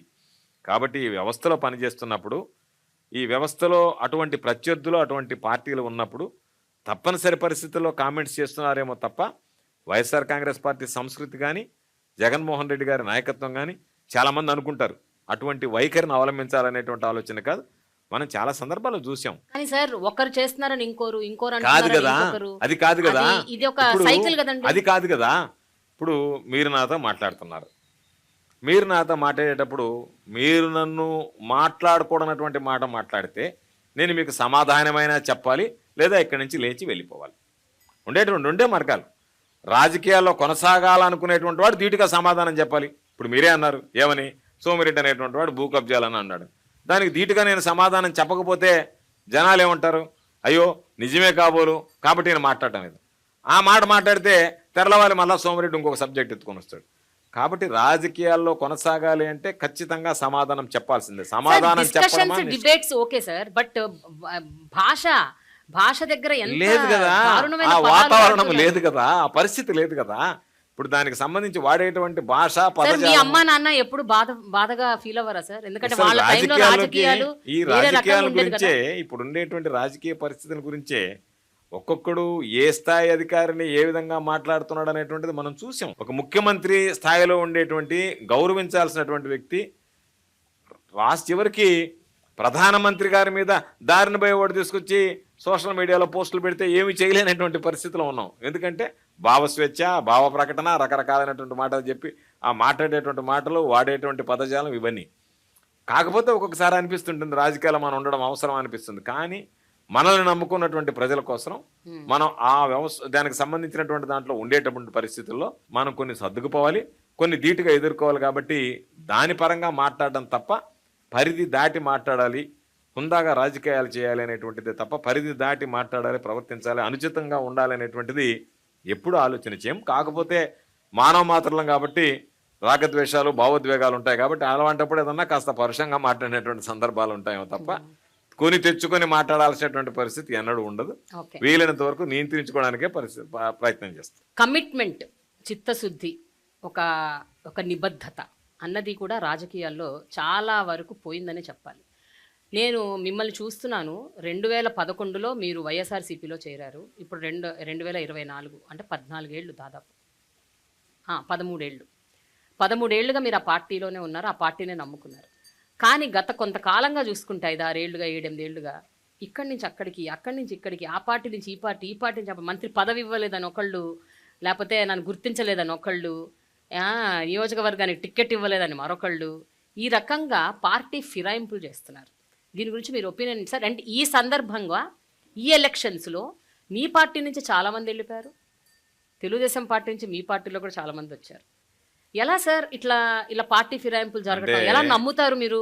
ఫస్ట్ ప్రశ్న ఏంటంటే, నేను 2011 నుంచి వైఎస్ఆర్ కాంగ్రెస్ పార్టీలో ఉన్నాను. దాదాపుగా 13 సంవత్సరాలు పూర్తయింది. ఇది 14వ సంవత్సరం. ఈ 14 సంవత్సరాల కాలంలో ఏ రోజు కూడా అయ్యో జగన్మోహన్ రెడ్డి గారి వెంట ఎందుకు అడుగులు వేశాననేటువంటి బాధ నాకు ఏ రోజు కలగలేదు. ఆ కలిగించేటువంటి విధంగా జగన్మోహన్ రెడ్డి గారు ప్రవర్తించలేదు. వ్యక్తిగత కారణాలు, పదవి వ్యామోహాలు. ఈరోజు జగన్మోహన్ రెడ్డి గారు బీఫామ్ ఇస్తే ఎమ్మెల్యేలు అయ్యాం, ఈరోజు ఈ స్థాయికి ఎదగగలిగాం. ఆ తర్వాత మంత్రులు కావచ్చు, రకరకాలైనటువంటివి ముఖ్యమంత్రి గారు ఇచ్చేటువంటిది. కానీ వీళ్ళు బాధాకరమైనటువంటి విషయం ఏమిటంటే, జగన్మోహన్ రెడ్డి గారు ఇచ్చినటువంటి బీఫామ్తో మనం ఎమ్మెల్యేలు అయ్యాం కదా అనేటువంటి మూలాలను మరిచిపోయి మాకింకా ఉన్నతమైనటువంటి పదవులు ఇవ్వలేదనేటువంటి అత్యాశ. అంటే మనిషికి ఆశ ఉండొచ్చు, అత్యాశ కూడా ఉండొచ్చు. ఇది దురాశ. దురాశకి వెళ్ళిపోయేటువంటి వాళ్ళు తప్ప అత్యాశ ఉన్నటువంటి వాళ్ళు ముఖ్యమంత్రి గారి దగ్గరికి వెళ్ళి నేను ఆశపడుతున్నాను, నాకు ఈ పదవి ఇవ్వమని కూడా తప్పలేదు. ఆశపడ్డం తప్పలేదు, అత్యాశపడ్డం తప్పలేదు. ఈ దురాశ పడినటువంటి వాళ్ళు నిలవలేక దుర్మార్గంగా వెళ్ళిపోతున్నారు. కాబట్టి దురాశ పరుల గురించి మనం పట్టించుకోవాల్సినటువంటి అవసరంలే. నేను మరలా మీకు చెప్తున్నా, జగన్మోహన్ రెడ్డి గారి నాయకులను నమ్ముకొని ఏ రోజు రాజకీయాలు చేయాలా, ఏ రోజు పాలన గురించి ఆలోచన చేయాలా. జగన్మోహన్ రెడ్డి గారు నమ్ముకున్నది ప్రజలని. కాబట్టి ఆ ప్రజలు అనేటువంటి వాళ్ళు జగన్మోహన్ రెడ్డి గారిని గుండెల్లో పెట్టుకున్న రోజులు నాయకుల అవసరం అనేటువంటిది పెద్దగా జగన్మోహన్ రెడ్డి గారికి లేదు. ఈ మధ్య చూసాం, కొంతమంది తాత్కాలికంగా విభేదించిన కొద్ది రోజుల్లోనే మరలా జగన్మోహన్ రెడ్డి గారే ముఖ్యమని అన్నారంటే వాళ్ళలో వెంటనే రియలైజేషన్, అరే మనం ఇది కోల్పోయాము, ఇక్కడ కోల్పోయాము అనేటువంటిది గ్రహిస్తున్నారు. కాబట్టి ఇది సమాజమే జగన్మోహన్ రెడ్డి గారిని కోరుకునేటప్పుడు నాయకుల రాకపోకల వల్ల పెద్దగా ఇబ్బంది ఉండదు. జగన్మోహన్ రెడ్డి గారి నాయకత్వానికి ఢోకాను కలగదు. కానీ మీరు ఇప్పుడు ఒక మాట అన్నారు, దురాశ పరులు ఇలా చేస్తారని. సో ఈ దురాశ పరులు అన్ని పార్టీల్లో ఉంటారు కదా. అంటే ఈ పార్టీ నుంచి ఆ పార్టీలోకి వెళ్ళే వాళ్ళు దురాశ పరులు, ఆ పార్టీ దురాశ పరులు ఈ పార్టీలోకి వచ్చారు. సో ఎలా నమ్ముతారు మీరు? ఏ రోజైనా ఒకటి గుర్తుపెట్టుకోండి. ఇప్పుడు ఆ సబ్జెక్ట్ వచ్చింది కాబట్టి చెప్తున్నాం. ఆ పార్టీ వాళ్ళు మా దగ్గరికి వస్తే ఆ పార్టీ అని మేము చూడలేదు. ఎవరు వచ్చినా, ఏ పార్టీ వాడు వచ్చినా, రాజశేఖర రెడ్డి గారు కానీ, జగన్మోహన్ రెడ్డి గారు కానీ శాసనసభ్యుడిగా వస్తే ఆదరించారు, శాసనసభ్యుడిగా ఉన్నటువంటి పనులు చేశారు. ఒక శాసనసభ్యుడు తన నియోజకవర్గ సమస్యలను తీసుకుని జగన్మోహన్ రెడ్డి గారి దగ్గరికి రాగానే అతన్ని ఆ పార్టీ వెలివేసి జగన్మోహన్ రెడ్డి గారి దగ్గరికి వచ్చారని చెప్పి ముద్ర వేశారు. వాళ్ళకి పార్టీ కండువా కప్పడం కానీ, లేదా వాళ్ళకి సంబంధించి మా దగ్గర కూర్చోబెట్టుకోవడం కానీ, ఎక్కడ జగన్మోహన్ రెడ్డి గారు ఏదైతే గతంలో మాట్లాడాడో ఆ మాటకి కట్టుబడి పనిచేశాడు తప్ప ఆ మాటని పక్కన పెట్టి పనిచేసినటువంటి నేపథ్యం జగన్మోహన్ రెడ్డి గారికి లేదు, చెయ్యడు. అందుకనే మా దగ్గర నుంచి వాళ్ళు వెళ్ళి కండువాలు కప్పుకున్నారు తప్ప వాళ్ళు వచ్చి మా దగ్గరికి వచ్చి కండువాలు కప్పుకోవడం కానీ ఆ పరిస్థితి రాలేదు. ఈరోజు ఎన్నికలు వచ్చాయి కాబట్టి బహుశా ఎవరెవరికి టికెట్లు ఇవ్వాలనేటువంటిది వాళ్ళ స్థాయిని బట్టి టికెట్లు కేటాయించవచ్చు. జనసేన పార్టీ, తెలుగుదేశం పార్టీ కలిసి పొత్తు పెట్టుకొని మీకు వ్యతిరేకంగా పోటీ చేస్తున్నారు. ఇప్పుడు ఎలక్షన్ చాలా టఫ్ ఫైట్ అని చాలామంది అంటున్నారు. ఈసారి ఎలక్షన్ ఎప్పట్లాగా ఉండబోట్లేదు అన్నది కూడా అన్ని చోట్ల సర్వత్రా వినిపిస్తున్న ఒక మాట. సో జనసేన ఇంపాక్ట్ ఎలా ఉండబోతుంది ఫస్ట్ క్వశ్చన్. దానికి అనుసంధానంగా షర్మిల గారు కూడా ఇప్పుడు ఆంధ్రప్రదేశ్ వచ్చారు, ఇక్కడ రాజకీయం చేస్తున్నారు. సో షర్మిల గారి ఇంపాక్ట్ ఎలా ఉండబోతుంది రాష్ట్ర వ్యాప్తంగా? జనసేన, తెలుగుదేశం, కాంగ్రెస్, షర్మిల గారి నాయకత్వంలో ఇవన్నీ వస్తున్నాయి. ఏమంటారు సార్ మీరు? What you say about this election? సాధారణంగా జనసేనను గురించి ఎంత తక్కువ మాట్లాడుకుంటే అంత మంచిది. ఎందుకంటే ఇప్పుడు ఏ వ్యక్తినైతే నమ్మి ఆయన వెంట నడిచినటువంటి జనం ఉన్నారో, ఎక్కడికి వెళ్ళినా సీఎం సీఎం సీఎం అని చెప్పి పాపం నినదించారో వాళ్ళందరికీ నిద్రపట్టినటువంటి పరిస్థితి ఈరోజు పవన్ కళ్యాణ్ గారు తీసుకొచ్చారు. పవన్ కళ్యాణ్ లాంటి వ్యక్తి రాజకీయాల్లో కొనసాగాల్సినటువంటి అవసరం ఉందా లేదా అనేటువంటిది రేపు ప్రజలు మరలా నిర్ణయిస్తారు. అంటే ఒక పార్టీని పెట్టి కొంతమందిని సమీకరించి ఈ పార్టీని హోల్సేల్గా నేను చంద్రబాబు నాయుడుకి అమ్మేస్తానని చెప్పేటువంటి వ్యక్తి అసలు ఈ రాష్ట్ర రాజకీయాలకు పనికొస్తాడా అనేటువంటిది ప్రజలందరూ కూడా ఆలోచన చేయాల్సినటువంటి సమస్య. 2014లో కానీ, 2019లో కానీ, 2024లో కానీ జగన్మోహన్ రెడ్డి గారు ఒక స్పష్టమైనటువంటి మాట చెప్పాడు. మేము ఎవరితో పొత్తులు ఉండము, మేము ఏకంగా ఒంటరిగా వస్తామని. మేము ఒంటరిగా పోటీ చేస్తున్నాం. ఒక స్పష్టమైనటువంటి వాగ్దానం, ఒక స్పష్టమైనటువంటి సమాధానం, ఒక ప్రతి దాంట్లో ఒక స్పష్టత. ఈవెన్ అప్పీల్లో కూడా ప్రజల దగ్గర నుంచి ఆశీస్సులు అడిగేటప్పుడు కూడా ఒక స్పష్టత. మీ కుటుంబాలకి నా ప్రభుత్వంలో మేలు జరిగింది అని భావిస్తేనే నాకు ఓటు వేయండి అని ఆంధ్ర రాష్ట్ర రాజకీయాల్లో ఒక ముఖ్యమంత్రి స్థాయిలో మొట్టమొదటగా అడిగినటువంటి వ్యక్తి జగన్మోహన్ రెడ్డి గారు. ఇంతవరకు ఎవరూ ఆ ప్రయత్నం చేయలేదు. అన్ని పార్టీలు, ఈరోజు తెలుగుదేశం కావచ్చు, జనసేన కావచ్చు, ప్రత్యక్షంగా ఒక జాతీయ పార్టీ కావచ్చు, పరోక్షంగా ఇంకొక జాతీయ పార్టీ కావచ్చు, వీళ్ళందరూ కలిసి వీళ్ళందరి ఆలోచన ఏమిటంటే మేము గెలవాలనేటువంటి ఆలోచన ఎవ్వరిలో లేదు. జగన్మోహన్ రెడ్డి గారిని గద్దెదించాలా, జగన్మోహన్ రెడ్డి గారిని ఓడించాలి. అంటే ఒక వ్యక్తిని ఓడించడానికి ఇంతమంది సమైక్యంగా పనిచేస్తున్నారంటే ఆ వ్యక్తి ఎంత బలవంతుడైతే ఇంతమంది మనందరం కలిసి పోరాడాలనుకుంటాడు. కాబట్టి జగన్మోహన్ రెడ్డి గారి బలం ఏందనేటువంటిది ఈరోజు వీళ్ళ కలయిక, వీళ్ళ అపవిత్ర కలయిక, దీని ద్వారా ప్రజలకు ఒక స్పష్టమైనటువంటి సంకేతం వెళ్తుంది. వీళ్ళు ఎవ్వరు అవసరంలే, జగన్మోహన్ రెడ్డి గారికి మానమండగా నిలుస్తామని జగన్మోహన్ రెడ్డి గారు నమ్ముకున్నది ప్రజల ఆశీస్సులు, ఆ దేవుడి దీవెనలు. కాబట్టి జగన్మోహన్ రెడ్డి గారు ఎవరు ఎన్ని రకాలు వచ్చినా, ఎంతమంది కలిసి వచ్చినా, నేను మరలా చెప్తున్నా 2024లో తిరుగులేనటువంటి విజయాన్ని జగన్మోహన్ రెడ్డి గారు సాధించి మరలా ఈ రాష్ట్రానికి ముఖ్యమంత్రి అవడం ఖాయమనేటువంటి విషయాన్ని ఈ సందర్భంగా తెలియదు. సో షర్మిల గారి ఇంపాక్ట్ కూడా ఉండదంటారు? ఎవరిది పనిచేది. షర్మిలమ్మ కానీ ఈరోజు అందరూ తాపత్రయపడుతున్నారు. పాపం పురంధరేశ్వరమ్మ ఒక పక్క, షర్మిలమ్మ ఒక పక్క, పవన్ కళ్యాణ్ ఒక పక్క, వీళ్ళు ఒక పక్క, వీళ్ళకి సంబంధించినటువంటి వీళ్ళతో పాటు మరికొంతమంది వీళ్ళు అందరూ కలిసి ప్రయత్నాలు చేస్తున్నారు. ఏవి ఫలించవు, ఏది జరగదు. ప్రజలు అంతిమంగా నిర్ణయం, మామూలుగా మనం వేసుకునే దానికి ఓట్లు వేసుకునే పని అయితే పవన్ కళ్యాణ్ 1 లక్ష ఓట్లు, చంద్రబాబు నాయుడు 1 లక్ష ఓట్లు గుద్దుకొని గెలిచేవి కాదు కదా. ప్రజలు వేస్తే మనల్ని పంపిస్తారు. కాబట్టి మొన్నటిదాకా ఉన్నాడు, ఎవడరా నన్ను అసెంబ్లీలోకి ఆపేది అన్నాడు. ఎవడు ఆపాడు? ప్రజలు ఆపారు. మొన్న ఎవరు పానికుండా ఆపారు? ఎవడు ఈసారి నన్ను ఆపుతాడంటే మొన్న ఎవడు ఆపారు? వాళ్ళే ఆపుతారు. నన్ను ఎవడు ముఖ్యమంత్రి కానికుండా ఆపుతాడంటే నువ్వే ముఖ్యమంత్రి కానికుండా ఆపుకున్నావు, చంద్రబాబు నాయుడుకి అమ్ముడు పోయావు.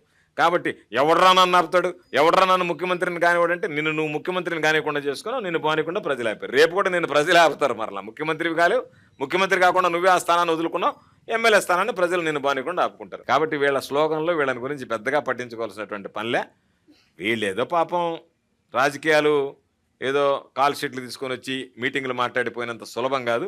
ప్రజల్లో ఉండి ప్రజలతో మమేకమే సేవ చేయడం అనేటువంటిది అది జగన్మోహన్ రెడ్డి గారికి సాధ్యపడింది.